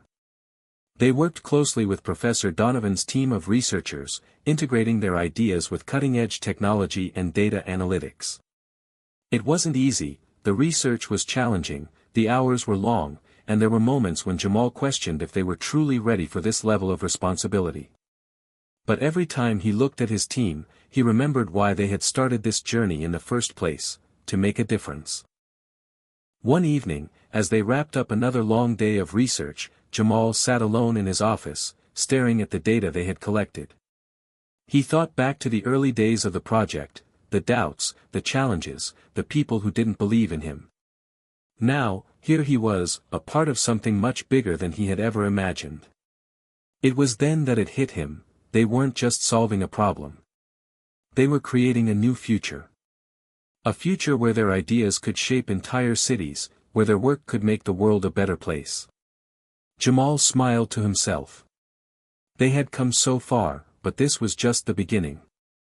The project with Professor Donovan and the collaboration with the tech companies had taken Jamal and his team to new heights, but it had also brought a new set of challenges. The stakes were higher now, and they had no choice but to rise to the occasion. They were no longer just high school students building a model for a school project.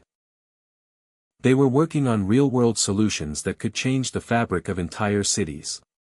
The days had blurred together into a cycle of meetings, research, and presentations. Jamal barely had time to sleep or eat, but it felt like everything was moving at lightning speed. His phone was constantly buzzing with messages, and his inbox was filled with invitations for collaborations, speaking engagements, and offers from major companies eager to work with his team. They were on the map now, and the world was starting to take notice. Yet, despite all the excitement and success, Jamal couldn't shake the nagging feeling that something was missing. He had been so focused on the project, so consumed by the work, that he hadn't had time to truly reflect on the journey he was on. It wasn't until one evening, as he sat alone in his apartment, staring at the city lights outside his window, that he allowed himself a moment of quiet introspection. "Jamal, you good?" It was Marcus, calling to check in as they had agreed earlier in the day. Jamal took a deep breath and smiled. "Yeah, I'm fine. Just thinking." "About what?" Marcus asked. "About how far we've come," Jamal replied, his voice quiet. "It feels like a lifetime ago when we were just a bunch of kids trying to make a difference. Now, we're working with some of the top experts in the country. We're on the verge of something huge, but I don't know. Sometimes it feels like it's all moving too fast." "I get that," Marcus said thoughtfully. "But look at what we've accomplished. We're not kids anymore. We're doing things that most people only dream of. This is the road ahead, man. We've earned it." Jamal nodded, even though he still felt that sense of unease. It was true. They had worked hard. They had earned every opportunity that had come their way.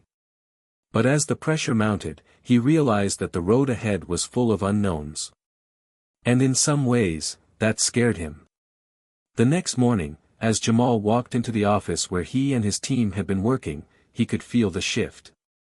It wasn't just the weight of the project, but the weight of what it represented. They were no longer simply trying to prove themselves. They were trying to change the way people thought about smart cities and transportation. Their work had the potential to revolutionize entire industries. "Hey, Jamal, you good?" Julia asked as she waved at him from across the room. "Yeah, just thinking," Jamal said, though he knew he couldn't stay stuck in his head for too long. They had work to do. "I know what you mean," Julia said, reading him easily. "We're all feeling the pressure, but remember, we're in this together. We've been through the tough stuff, and we'll get through this too." Jamal smiled, feeling a sense of comfort in her words. Julia had always been the steady presence in the group, and her support was more valuable than he could express. "Thanks, Julia. I needed that." As the team worked through the challenges of refining their model, Jamal found himself more determined than ever. The constant pressure of deadlines and high expectations started to feel like a second skin. He no longer saw it as a burden but as a challenge to rise to. His team had become a well-oiled machine, each person contributing in ways that made their project stronger than ever. There were moments when the work felt endless, days when they hit roadblocks or when the data didn't align the way they hoped. But those were the moments when Jamal saw the power of persistence. They had come too far to back down now. One evening, as they were finalizing a proposal for a new partnership with a tech giant, Jamal received a call from Miss Reynolds. The sound of her voice brought a sense of calm, something he hadn't realized he needed until now. "Jamal, I just wanted to check in with you. I know things have been hectic, and I'm sure you're feeling the weight of it all. But I want you to remember why you started this. It's not just about the math or the technology, it's about making a difference. Don't lose sight of that." Jamal leaned back in his chair, letting her words sink in. He had been so focused on the work itself that he had forgotten why he started in the first place, to create something that could help others, to use his skills to solve real-world problems. "I won't forget," Jamal said, his voice firm with resolve. "Thanks for the reminder, Miss Reynolds." As the weeks continued to fly by, Jamal's perspective began to shift. The road ahead was no longer just about meeting expectations or achieving success. It was about the impact they were having on the world, about the communities that would eventually benefit from their work. He realized that, while the journey had been challenging, it had also been immensely rewarding. The team's breakthrough came one fateful afternoon when they finalized a partnership with a major tech company that would fund the large-scale implementation of their traffic system model. It was the kind of deal that could change everything, a deal that would allow them to bring their vision to life on a scale they had only dreamed of. "We did it," Marcus said, barely able to contain his excitement as they gathered to discuss the news. "This is it. This is our big break." Jamal couldn't help but grin. This was the moment they had been working for, the moment when their ideas would finally be implemented on a massive scale. But even as they celebrated, Jamal knew that the work was far from over. In fact, it was just beginning. As he lay in bed that night, reflecting on how far he had come, Jamal felt a sense of peace. He had spent so many years wondering if he was good enough, if his ideas were worth anything. Now, with everything they had accomplished, he knew the answer. He had always been enough.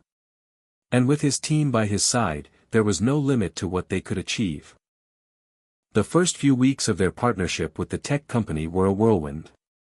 They had finalized the contract, signed non-disclosure agreements, and were now officially on the path to implementing their smart traffic systems on a citywide scale. The team's work, which had once been a concept in their classrooms, was now about to be tested in the real world. For Jamal, this new phase felt surreal. He had always dreamed of seeing his work have a real-world impact, but to be standing at the beginning of something so monumental was almost more than he could comprehend. They were no longer just changing traffic systems in one or two neighborhoods, they were on the verge of transforming how entire cities would approach urban planning. The initial meetings with the tech company's engineers and urban planners were intense. They worked day and night, fine-tuning their algorithms, testing simulations, and adapting their model to work in real-life environments. There were countless discussions on logistics, funding, and what data would be needed to track their progress. As Jamal sat in one of those meetings, he couldn't help but notice the looks of skepticism from some of the more seasoned professionals. They were polite, but it was clear that many of them had doubts about the young team's ability to pull off such a large-scale project. For a moment, Jamal felt that old familiar pang of doubt creeping in, the feeling that maybe they weren't ready, that they were in over their heads. But then he looked around at his team, Marcus, Julia, Tyler, all of them confident and focused, their determination shining through. And in that moment, Jamal realized something important. They had already proven themselves once. They had already shown the world that they could make the impossible possible. Now, it was time to do it again.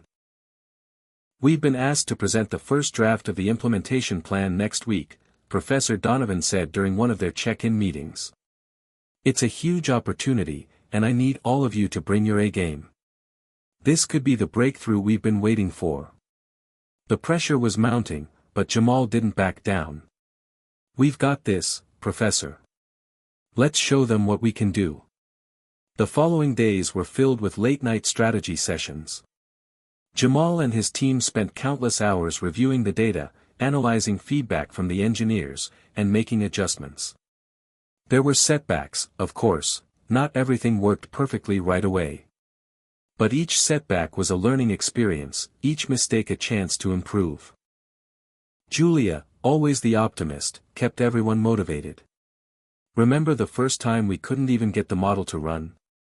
Now look at us. We're practically ready to take on an entire city." Jamal chuckled, but he appreciated her enthusiasm.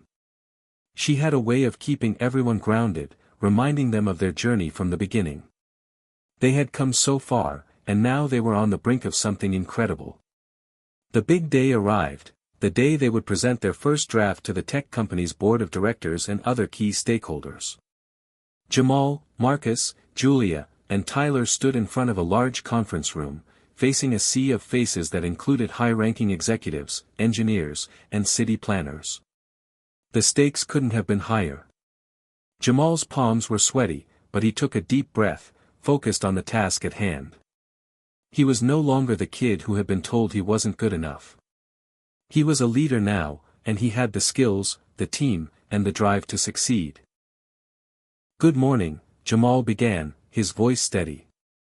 "Thank you for giving us the opportunity to present our implementation plan for the smart traffic systems. What we're about to show you is more than just a set of algorithms and data models.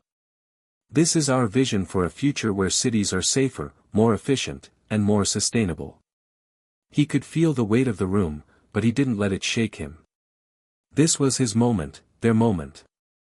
The team had worked tirelessly to get to this point, and now it was time to share their work with the world. The presentation was long, over an hour of complex data, simulations, and case studies. Jamal spoke confidently, explaining how their model would reduce traffic congestion, improve air quality, and create smarter transportation systems that would benefit not just the cities, but the people who lived in them. He could see the reactions in the room, and it was clear that they were impressed. But the real test would come at the end, the questions. "Mr. Williams," one of the senior engineers began, "your model seems promising, but how do you plan to ensure scalability? These systems are meant to be implemented across entire metropolitan areas, not just small test sites." Jamal nodded, ready for the challenge. "We've built scalability into the very design of the system. Our model is flexible, allowing us to adjust it based on the needs of each city. The algorithms are designed to be adaptive, learning from real-time data and making adjustments as necessary. It's not a one-size-fits-all solution. We can tailor it to each city's specific needs." The engineer looked impressed. He wasn't the only one. As the meeting progressed, Jamal and his team answered every question with poise and expertise. They were no longer the underdogs, they were the experts in the room. When the presentation was over, there was a moment of silence. Then, one of the executives stood up and began to clap. Slowly, the rest of the room joined in, the applause growing louder and more enthusiastic with each passing second. Jamal could hardly believe it. They had done it. The team had not only earned the respect of the tech company's board but had also convinced them that their vision was worth investing in. As they left the conference room, Jamal felt a mixture of exhaustion and exhilaration. They had broken new ground, not just for themselves, but for the future of smart cities. This wasn't just a victory for Jamal, it was a victory for every underdog who had ever been told they weren't good enough. They had proven that determination, talent, and teamwork could overcome any obstacle. As they celebrated that night, Jamal reflected on how far they had come. The road ahead was still full of challenges, but now, with the tech company's backing and the world taking notice, he knew that the best was yet to come. The team's success didn't just stop at their groundbreaking presentation. Jamal quickly realized that their work was having a much larger impact than he had originally anticipated. News outlets began to pick up the story of the young, black-led team that had defied the odds and was now set to revolutionize transportation. Local newspapers, tech blogs, and even major TV networks wanted to hear their story. But amid the media frenzy, Jamal remained focused on the task at hand, ensuring that their model worked as intended and that their partnership with the tech company would continue to thrive. It was the kind of exposure that most people would dream of, but Jamal wasn't sure he was ready for it. The pressure of being in the spotlight felt suffocating at times. His phone was constantly buzzing with interview requests and messages from people congratulating him, many of whom he didn't even know. For a moment, he considered disconnecting completely, just to escape the noise. But every time he looked around at his team, at the young faces full of hope and ambition, he knew that stepping back wasn't an option. One day, as Jamal was walking to the office, he received an unexpected call. It was from his mother, and her voice was filled with pride. "I saw you on the news, Jamal," she said. "You did it. I always knew you had it in you." Jamal smiled, his heart swelling with emotion. "Thanks, Mom. But it's not just me. It's the whole team." "I know," she replied. "But you're the one who started this. You're the one who believed in yourself when nobody else did. I'm proud of you, Jamal. You've come a long way. Her words struck a chord deep within him. He had always been driven by the desire to prove others wrong, to show the world that he was capable of greatness. But hearing his mother's voice, filled with love and admiration, reminded him of why he had started this journey in the first place, not to prove a point to anyone else, but to make his community proud, to create a future that would inspire others. As Jamal settled back into his routine, he noticed something important: the ripple effect of their success was beginning to spread. His story wasn't just resonating with people in the tech industry or the media. It was inspiring kids in schools across the country, especially those who looked like him, to believe that they, too, could achieve the impossible. He started receiving messages from students in high schools and even middle schools who had seen his story on the news. They wrote to him, telling him how much he inspired them to pursue careers in science, technology, engineering, and mathematics, STEM. Some even shared their own ideas for projects and inventions, seeking Jamal's advice on how to get started. One letter in particular stood out. It was from a young girl named Olivia, who was in the 9th grade at a school in Detroit. She wrote, "Dear Mr. Williams, I just wanted to tell you how much you've inspired me.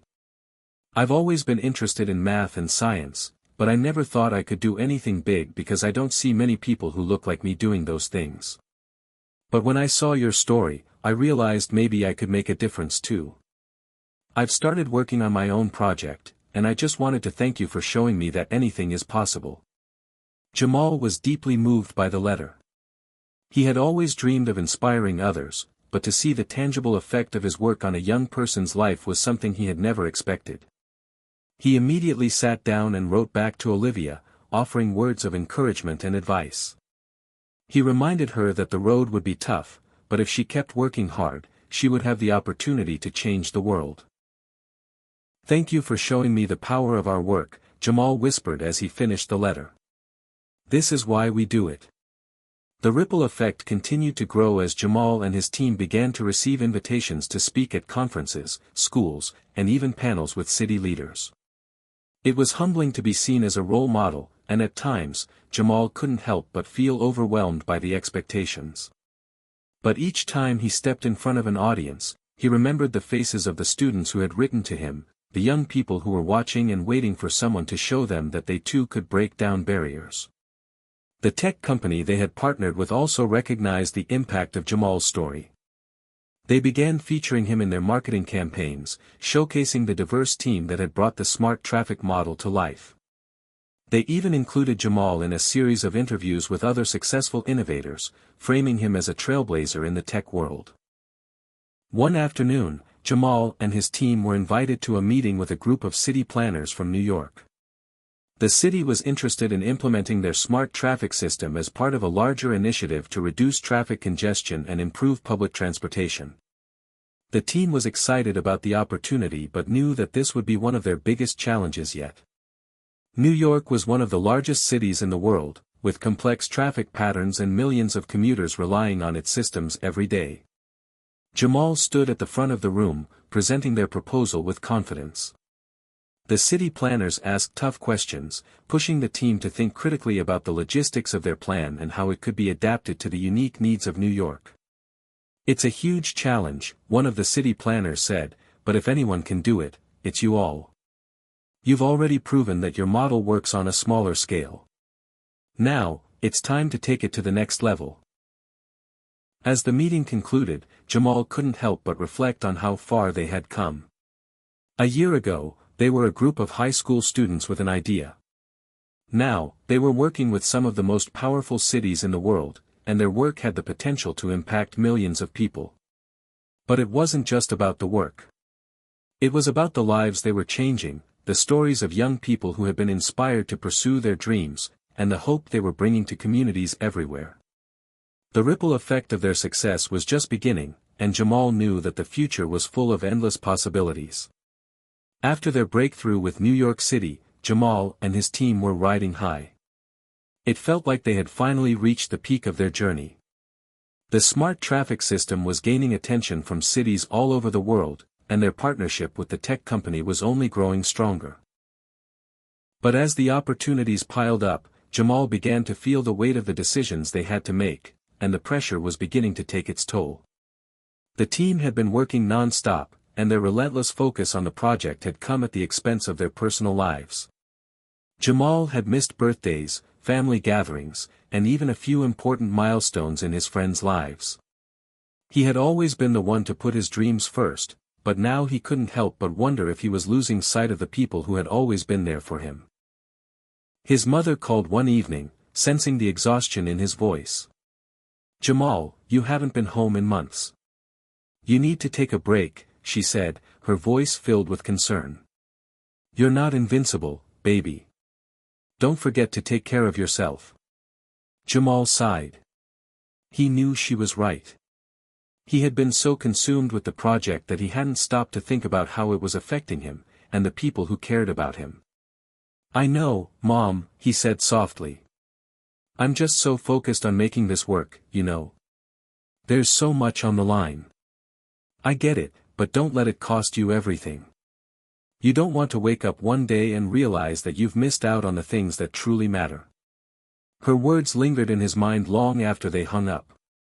It was a wake-up call, one that Jamal couldn't ignore. As much as he wanted to push forward and make his vision a reality, he knew that he couldn't do it alone. He needed balance. He needed to find a way to stay grounded. Over the next few days, Jamal took a step back from the hustle. He spent more time at home, reconnecting with his family and catching up on the things he had neglected. He spent a quiet weekend with Marcus, catching up over old memories and late-night talks. And he even visited his old high school, where he had first dreamed of changing the world with math. When he arrived at the school, it was almost surreal. The same halls where he had once felt like an outsider now felt like a part of his past that had shaped who he was today.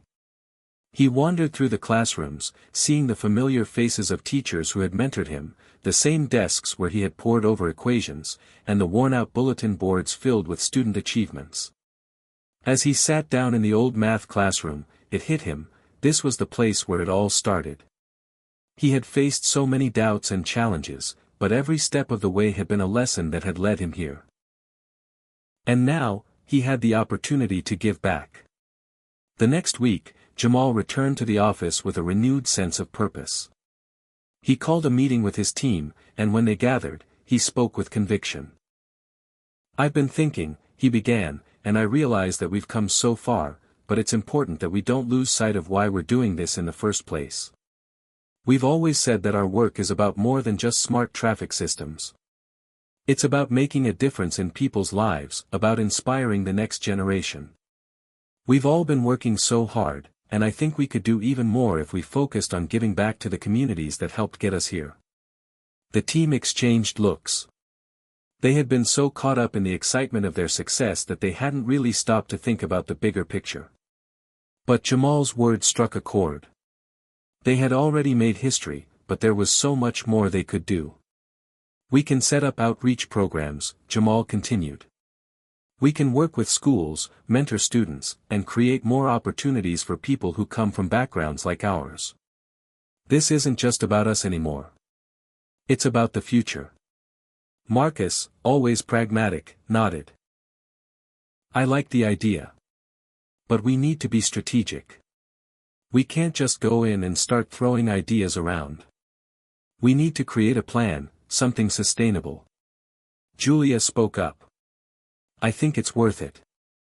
We've got the platform now, and if we use it the right way, we can inspire a whole new wave of young innovators." Jamal smiled. This was the team he had always dreamed of, one that could change the world, not just through their work but through their impact on the community. And so, they began the next phase of their journey, one that would take them beyond technology and into the heart of education and mentorship. They reached out to schools in underprivileged areas, offering to speak at assemblies and host workshops on math and technology. They set up scholarships and internships for students interested in STEM careers, and they partnered with local organizations to create programs that would teach coding and problem-solving to kids from all walks of life. The more they gave back, the more they realized how much they had been missing. Jamal was no longer just building a smart city system, he was building a legacy, one that would inspire future generations to chase their dreams, no matter where they came from. However, as the months passed, Jamal and his team began to face a new set of challenges. They had reached a crossroads. The pressure to expand their model to new cities was mounting, but with each new opportunity, the stakes became higher. They had to decide whether to keep pushing forward with their initial vision or take a step back and reevaluate what their true goals were. They had already achieved so much, but now they needed to think about what success really meant for them. Would they continue down the path of scaling their technology and changing urban landscapes, or would they take a more grassroots approach and focus on giving back to the communities that had supported them from the beginning? Jamal's heart was torn. The world was waiting for them to take the next step, but he knew that no matter which path they chose, it would define the rest of their journey. He took a deep breath, trusting that whatever decision they made, it would be the right one. Jamal sat quietly at his desk, staring out the window at the city skyline. The sun was setting, casting a warm glow over the streets. It was a peaceful scene, but his mind was far from calm. The weight of the decision he had to make was heavy, and he wasn't sure which direction to go.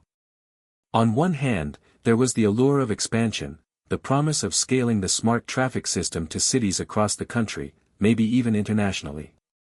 It was the dream that had always driven him, the vision of transforming urban life, making cities smarter, more efficient, and more sustainable.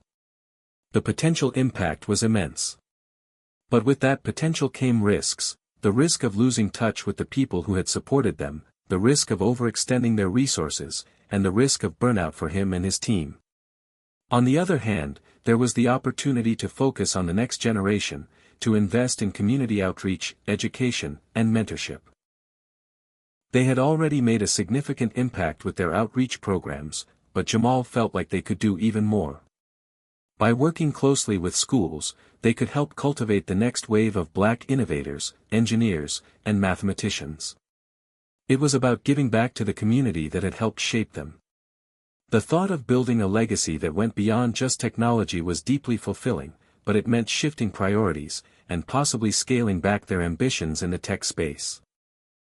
The phone on his desk buzzed, snapping him out of his thoughts. It was a message from Marcus. "We need to talk. Got some updates. Can we meet tomorrow?" Jamal sighed, running a hand through his hair. He had a feeling that Marcus was feeling the pressure too. Everyone was. They had come so far, and now, standing at the crossroads, it was impossible to know which path would lead to success. The next day, they gathered in the conference room, a sense of tension hanging in the air. The team had been working long hours, and it was clear that their recent success had come with a heavy toll. Jamal could see it in their faces. Marcus cleared his throat. "I've been thinking a lot about the future, and I think we need to have a serious conversation about what comes next. We've made huge strides in cities like New York and Detroit, but I'm starting to wonder if we're biting off more than we can chew. If we expand too quickly, we might lose the personal touch that's been our strength from the beginning." Julia nodded in agreement. "It's been amazing to see our impact, but I think Marcus has a point. We can't just scale for the sake of scaling. It's important that we don't lose our connection to the people we're trying to help." Jamal leaned forward, his hands clasped together. "I know what you mean. And I've been thinking about it too. There's so much potential to grow, but I don't want to risk burning out our team or losing the heart of what we do. Maybe we need to slow down and reassess." The room fell silent as everyone considered his words. The idea of slowing down was difficult for some of them, especially those who had been eager to take on more projects. But they all knew that Jamal was right, they couldn't afford to let the pressure of success cloud their judgment. "We could focus more on education and mentorship," Jamal continued. "That's something that feels right to me. But we need to do it in a way that doesn't overextend us. We don't need to save the world all at once." Marcus nodded thoughtfully. "Maybe we could partner with local schools more directly. Offer internships, scholarships, and hands-on projects where students can work alongside us. And we could create a sustainable model that would allow us to grow without compromising our values. Julia smiled. And we can continue working with cities, but focus on a smaller scale, just a few at a time, so we can ensure that we're making a real impact, rather than spreading ourselves too thin. Jamal looked around the room, seeing the hope and determination in his team's eyes. He felt a renewed sense of purpose, knowing that they were aligned on what really mattered. I think we've got something here, Jamal said. Let's make a plan, one that combines our ambition with our commitment to the community. We can't just be tech innovators. We need to be mentors, leaders, and role models too. The next few weeks were spent reworking their approach. They met with educators, community leaders, and city officials to refine their outreach programs.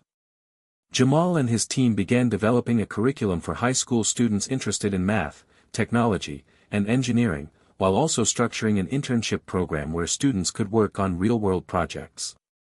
They created scholarships to support students who wanted to pursue STEM fields but couldn't afford to. And at the same time, they didn't slow down their work with the cities. Instead, they focused on making their technology even more impactful by tailoring it to the specific needs of each city. They were careful not to overextend themselves but found that by being selective with their projects, they could still make a difference in urban areas while also having a positive impact on the next generation. But no matter how much planning they did, they were still met with challenges. Their new initiative required a different kind of focus, one that involved long-term investments in people and education, not just technology. And as they began to roll out the programs, they faced obstacles that they hadn't anticipated. Schools had limited resources, and convincing schools to adopt their curriculum was more difficult than they had imagined. It was frustrating at times, but it also reinforced the need for patience. Jamal often found himself reflecting on the long journey that had led them here. They had come from nothing, faced countless obstacles, and had built something incredible. But as they ventured down this new path, one that would take them into the world of mentorship and education, he couldn't help but feel that they were on the verge of something even bigger. This wasn't just about technology anymore, it was about creating a legacy that would inspire a new generation to dream bigger and reach higher. The path ahead was uncertain, and there would be challenges along the way. But Jamal knew that he and his team were ready for whatever came next. They had already defied the odds once. There was no telling what they could accomplish when they put their hearts into it. Months had passed since Jamal and his team decided to shift their focus. The growth of the smart traffic system was still on track, but the real transformation had come in the form of their educational outreach and community mentorship programs. They had gone from being a group of innovators chasing the next big project to a team of mentors, educators, and community leaders who were shaping the future. Their work had garnered attention, not just from tech giants, but from school districts, local governments, and even international organizations looking for ways to foster young talent in underserved communities. They weren't just changing the traffic in cities, they were changing lives, and it was clear that this was the most fulfilling part of their journey. Jamal had been traveling a lot, visiting schools in different parts of the country, attending conferences, and speaking at events. It was a whirlwind of activity, but it was the kind of work that energized him. He had never felt more alive. Every time he spoke to a group of students, every time he saw a light bulb go off in someone's eyes, it reminded him of why he had started this journey in the first place. One afternoon, he stood before a group of high school seniors at an inner-city school in Chicago. The classroom was small, filled with a diverse group of students who had never really considered a career in STEM. But as Jamal talked about his journey, about how he had overcome obstacles and had used math to change the world, he saw something shift in the room. There was an energy, a curiosity, that hadn't been there when he first walked in. One of the students, a shy girl with glasses, raised her hand. "Mr. Jamal, do you really think we could do something like this? I mean, you started from nothing. What if I'm not good enough?" Jamal smiled. He had heard that question so many times before. But each time it hit him differently. You're more than good enough, he said, his voice steady. I'm living proof that it doesn't matter where you start, it matters where you decide to go.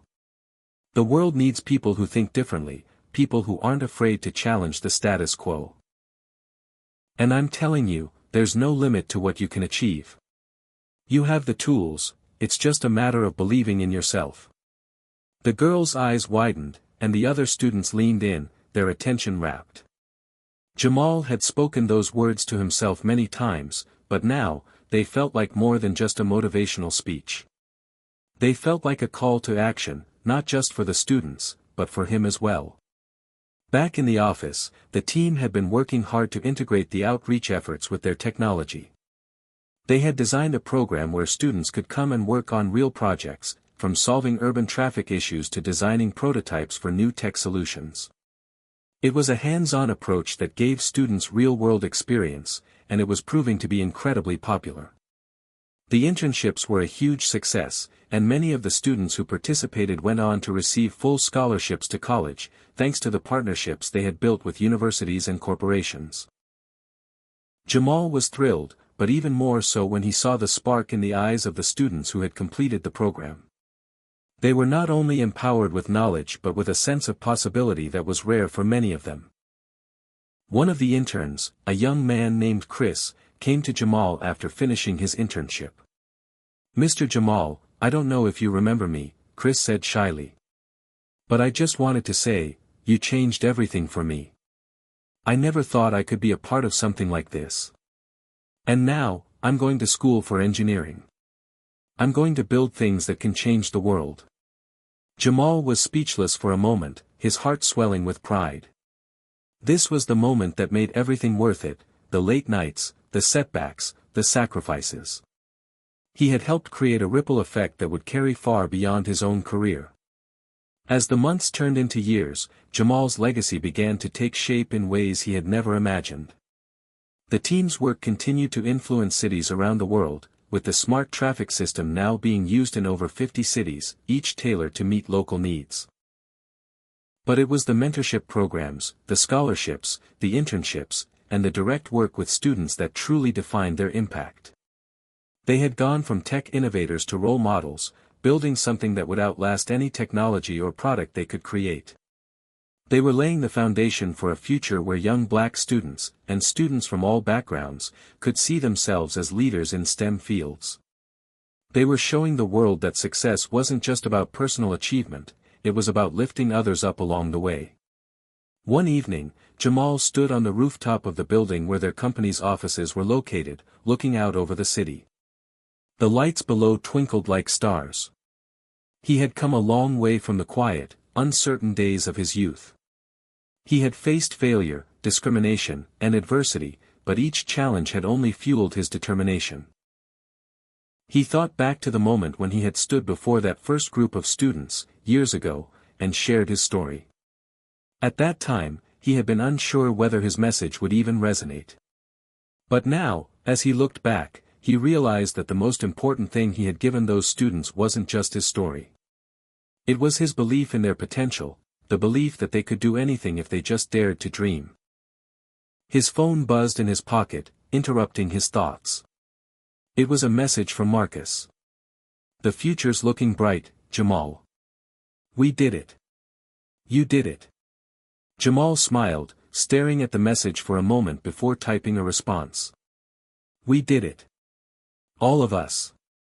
And we're just getting started." As Jamal looked out at the city, he knew that the path ahead was still filled with challenges.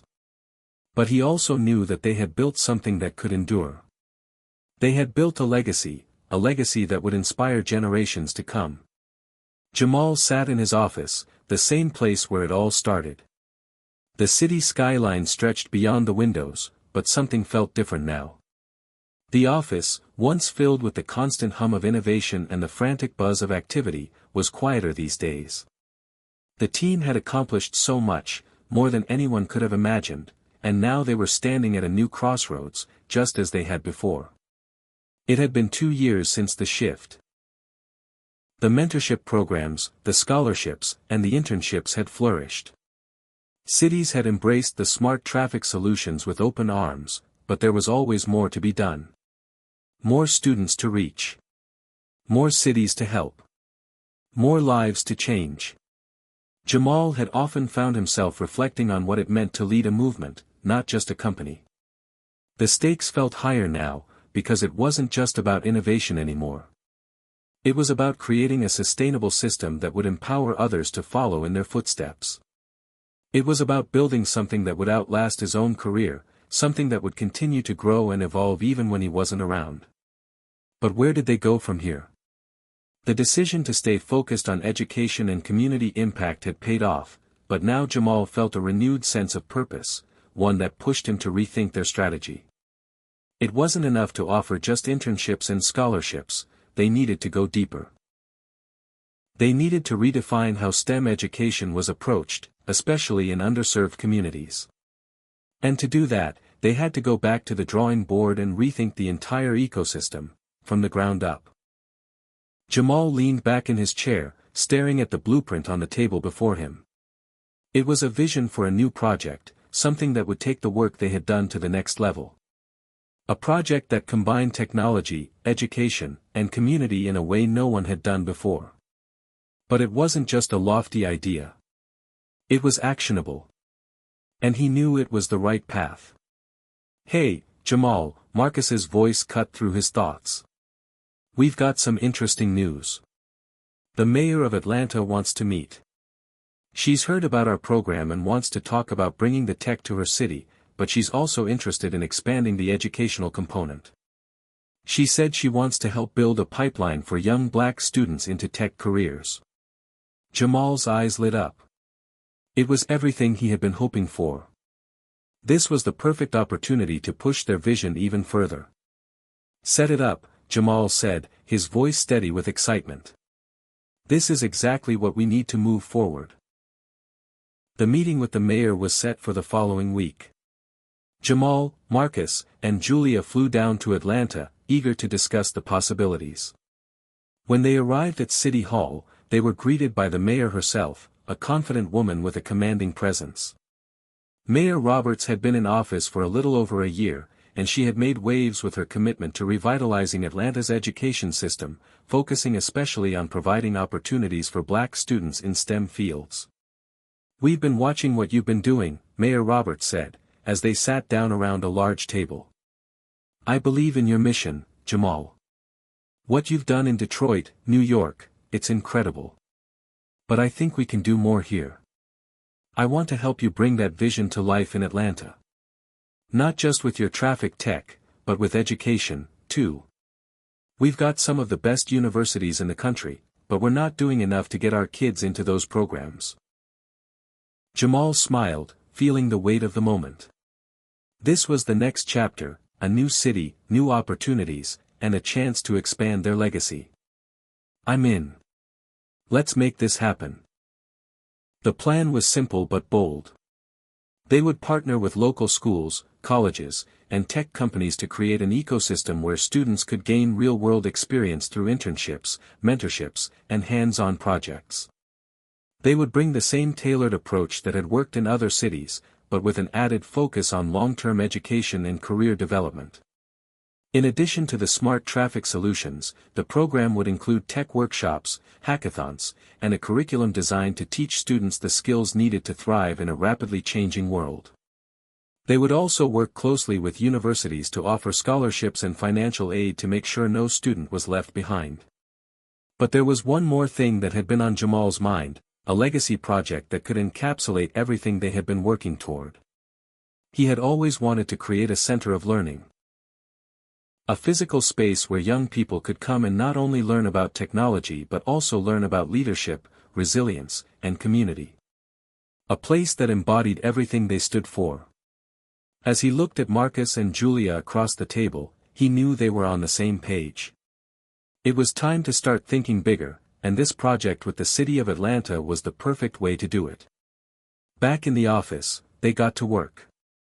It wasn't just about the tech anymore. It wasn't even just about education. It was about creating a lasting impact, a model that could be replicated in cities across the country. Jamal and his team began laying out the details of the new program, from the curriculum to the partnerships with local universities, to the tech workshops that would allow students to work on real-world problems.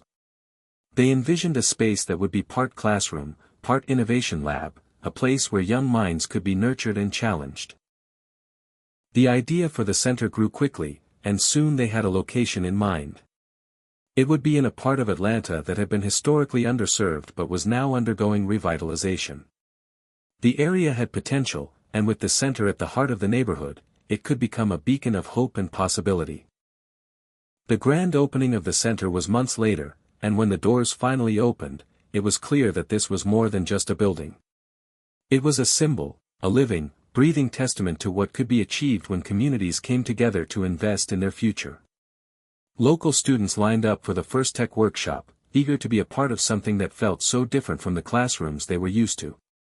It wasn't just about learning how to code or solve problems, it was about seeing the world in a new light. Jamal stood in the doorway, watching as young people filled the space, their eyes full of excitement and curiosity. He felt a sense of fulfillment that he had never known before. This was it. This was the legacy he had dreamed of, a space where the future could be shaped, one student at a time. As he looked around, Jamal couldn't help but think back to his own journey. From the small town where he'd grown up, to the struggles he'd faced, and the obstacles he'd overcome. It had all led him here, to this moment. And as he stood there, watching the next generation take their first steps toward greatness, he knew that the work was far from over. But he was ready. Because every ending was just the beginning of something greater. The grand opening of the new center in Atlanta had been nothing short of a celebration. The community had come together in full force to witness the culmination of years of work, sacrifice, and a shared belief in the power of education and opportunity.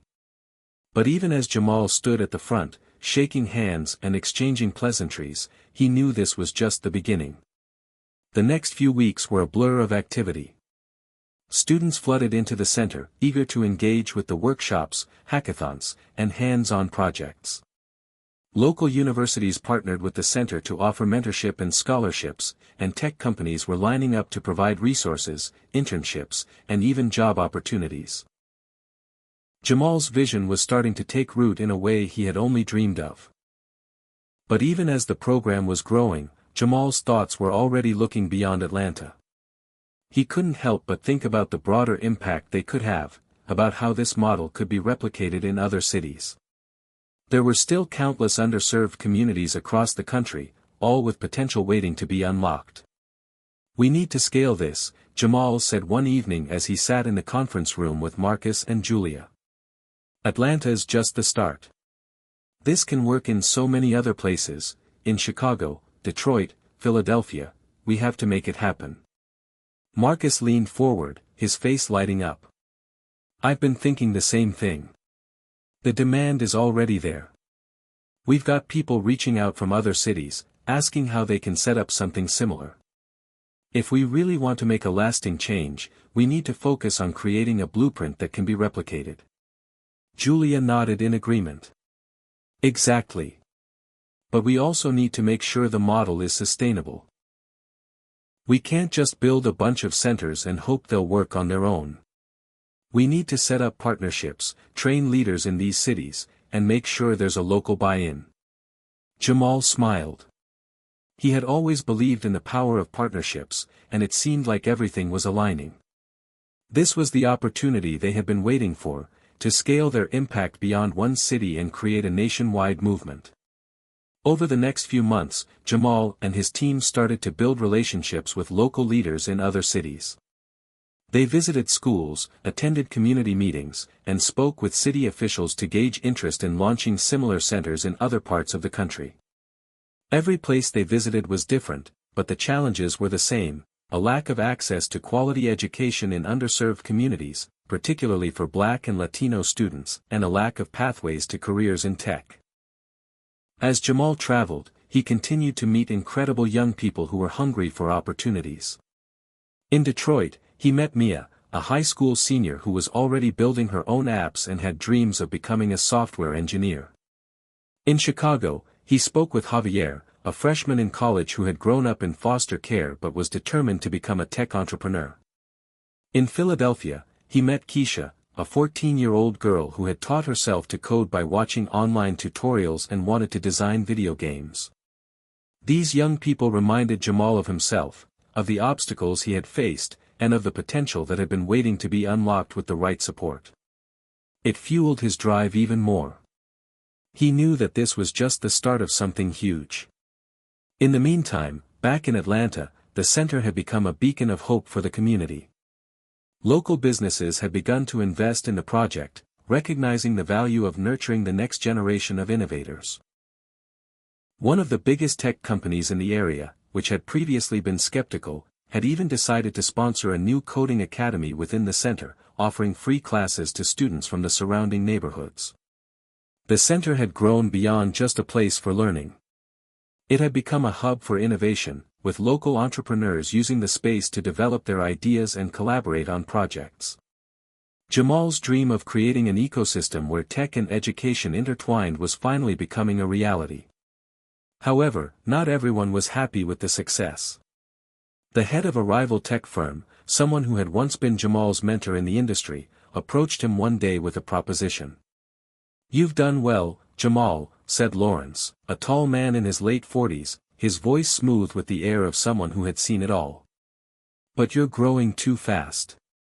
You can't just start popping up centers everywhere without considering the bigger picture. It's not that simple." Jamal raised an eyebrow. "What do you mean?" Lawrence's eyes narrowed, and his tone became more businesslike. "You're spreading yourself thin. These partnerships, they're risky. And the model you've built, it's going to be hard to maintain on a national scale. You're trying to change the world, but you have to be strategic. You can't let ambition cloud your judgment."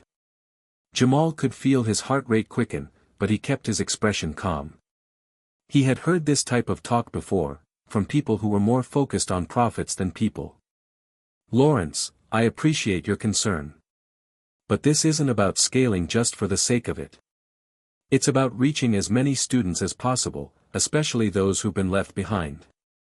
I'm not here to build a company, I'm here to build a movement. And if that means taking risks, then I'm ready to take them." Lawrence seemed to soften, his voice less firm. "You're playing a dangerous game, Jamal. Don't let your passion blind you."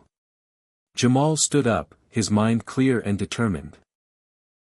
"Thank you for your advice, but I've got my own vision. I'm not interested in playing it safe. I'm interested in making a real difference." Despite the pushback from some quarters, Jamal's resolve remained unshaken. The team pressed on, determined to turn the model they had built in Atlanta into a nationwide success. They worked tirelessly, developing a comprehensive playbook for opening centers in other cities, setting up partnerships with universities, local governments, and businesses, and finding ways to make the program sustainable. As they prepared for their first expansion into Chicago, Jamal received a phone call that changed everything. "Jamal, it's the mayor of Detroit," said a familiar voice on the other end. "I've been following what you're doing in Atlanta, and I think it's time we brought the center here. Detroit is ready for something like this. Are you in?" Jamal smiled. This was it. The movement was growing faster than he had imagined. "I'm in," Jamal said, the words coming easily. "Let's make it happen." And just like that, the ripple effect had begun. What started as one small initiative in Atlanta had now become the spark for a national movement. Jamal knew the road ahead would be filled with challenges that would require sacrifice, patience, and an unwavering belief in the power of community.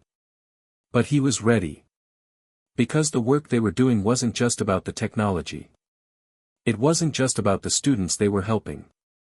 It was about changing the way the world thought about potential. And that was worth every risk, every setback, every moment of doubt. It had been nearly a year since the decision to expand the model from Atlanta to Chicago, Detroit, and several other cities. What began as an idea to change one community had turned into a movement that was transforming entire neighborhoods.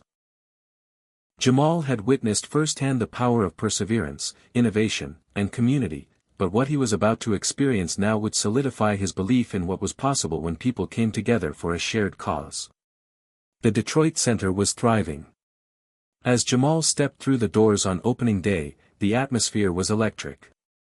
The bright walls of the center were lined with screens displaying coding tutorials, robotics prototypes, and digital blueprints. A new generation of students was already working in teams, their faces full of excitement as they collaborated on solving real-world problems. Jamal watched as Mia, the young girl from Detroit he had met months ago, presented her first app in front of a group of local entrepreneurs. She had just graduated high school and had been accepted into a top-tier university with a full scholarship. Her app, a platform designed to help local businesses connect with customers during the pandemic, had won a citywide competition, and she was now working with a team to launch it commercially. "You've done it, Mia," Jamal said, his voice full of pride. "I always knew you had it in you." Mia beamed, but her humility was evident. "We all did it. I couldn't have done it without the team, and without this place, none of this would have been possible." Jamal smiled, his heart swelling with pride. This was the moment he had worked so hard for, to see these students, these young minds, rise to their full potential, just as he had. And what he had started in Atlanta was now transforming Detroit, Chicago, Philadelphia, and more. But despite the success and the growth, Jamal felt an undercurrent of tension. The challenges of maintaining this momentum were never far from his mind. As the movement expanded, so did the complexity of managing multiple centers, ensuring sustainable funding, and keeping the community spirit intact. Jamal often found himself asking, how do we preserve the heart of this initiative as it grows? The answer came sooner than he expected. One afternoon, Jamal received a call from one of his old mentors, Lawrence, the tech industry leader who had once cautioned him against spreading too thin. This time, his tone was different. "You've done something remarkable, Jamal," Lawrence said, his voice uncharacteristically sincere. "I never thought you could pull it off, but you've proven me wrong. And I can see now that what you've built isn't just about tech. It's about people. It's about giving them the tools to take control of their own futures." Jamal paused, surprised by the shift in Lawrence's attitude. "I appreciate that, Lawrence. But I'm not done yet. There's still so much to do. We need to take this model and bring it to more cities. More communities." Lawrence chuckled. "You always did dream big. But maybe it's time we dream together. I've got connections, resources, and the infrastructure to help you scale this even further. If you're willing to consider it, I'd like to partner with you. But this time, let's do it right. Let's bring in more people from the community. Let's make sure this continues to be about them, not just the technology." Jamal's heart raced. He had known that a larger partnership might be in their future, but hearing Lawrence's words felt like an invitation to make the movement even bigger than it had ever been before. "I think we can make something incredible happen," Jamal said. "But only if we stick to the principles that got us here. Empowering the community, supporting the next generation, and making sure no one gets left behind." Lawrence agreed, and they set to work. Over the following months, the partnership they forged wasn't just about expanding the centers. It was about creating a lasting infrastructure that would allow local communities to lead the way. They built leadership programs for students, hired local mentors to continue nurturing the next generation of innovators, and secured long-term funding from both public and private sectors to ensure sustainability. Years passed, and the impact of Jamal's vision continued to ripple outward. The centers in Chicago, Detroit, and beyond became a blueprint for success. What had started as an innovative idea to create pathways to tech careers for underserved students had evolved into a movement that was empowering entire communities to reimagine their futures. But for Jamal, the real success was not in the number of centers or the scale of the operation. It was in the stories of the people whose lives had been changed. Like Mia, who was now running her own tech startup and employing other young people from Detroit. Or Keisha, the young girl from Philadelphia who had gone on to design video games and was now mentoring others at the center. Or Javier, who had become a respected entrepreneur in Chicago and was working to give back to his community. They were all proof that the system worked, that when people were given the tools, the opportunities, and the support, they could rise to greatness. One day, as Jamal stood at the podium at a conference for educational innovation, he was introduced as the keynote speaker. His speech was about how far they had come, how the movement had evolved, and what they had learned along the way. But as he stood before the crowd, something had changed in him. It wasn't just the applause, the accolades, or the recognition. It was the realization that the work was never about him. It had always been about the people they were helping. It had always been about creating a future for those who had been told they weren't enough. As he spoke, Jamal's mind wandered back to that first day in Atlanta, to the first student who had walked into the center. That spark of hope in their eyes had ignited something within him, and it had become the fire that fueled this entire journey. And that's what I want you to remember, Jamal concluded, his voice steady but filled with emotion. We all have a part to play in creating change. It doesn't matter where you start, it's about where you're willing to go. And if we can build a world where no one is left behind, where everyone has a chance to succeed, then we've truly created something worth fighting for. The room erupted in applause, but Jamal didn't hear it. All he could hear was the quiet, humbling sound of a dream realized. The work would never be over, but for the first time in years, Jamal felt a deep sense of peace. He had done it. And he had done it with a team, with a community, and with an unwavering belief that change was possible. And that, he knew, was his true legacy. Hit subscribe and leave a comment with where you're watching from. This story might just spark a new beginning. What's one thing that always pushes you forward, even when things get tough?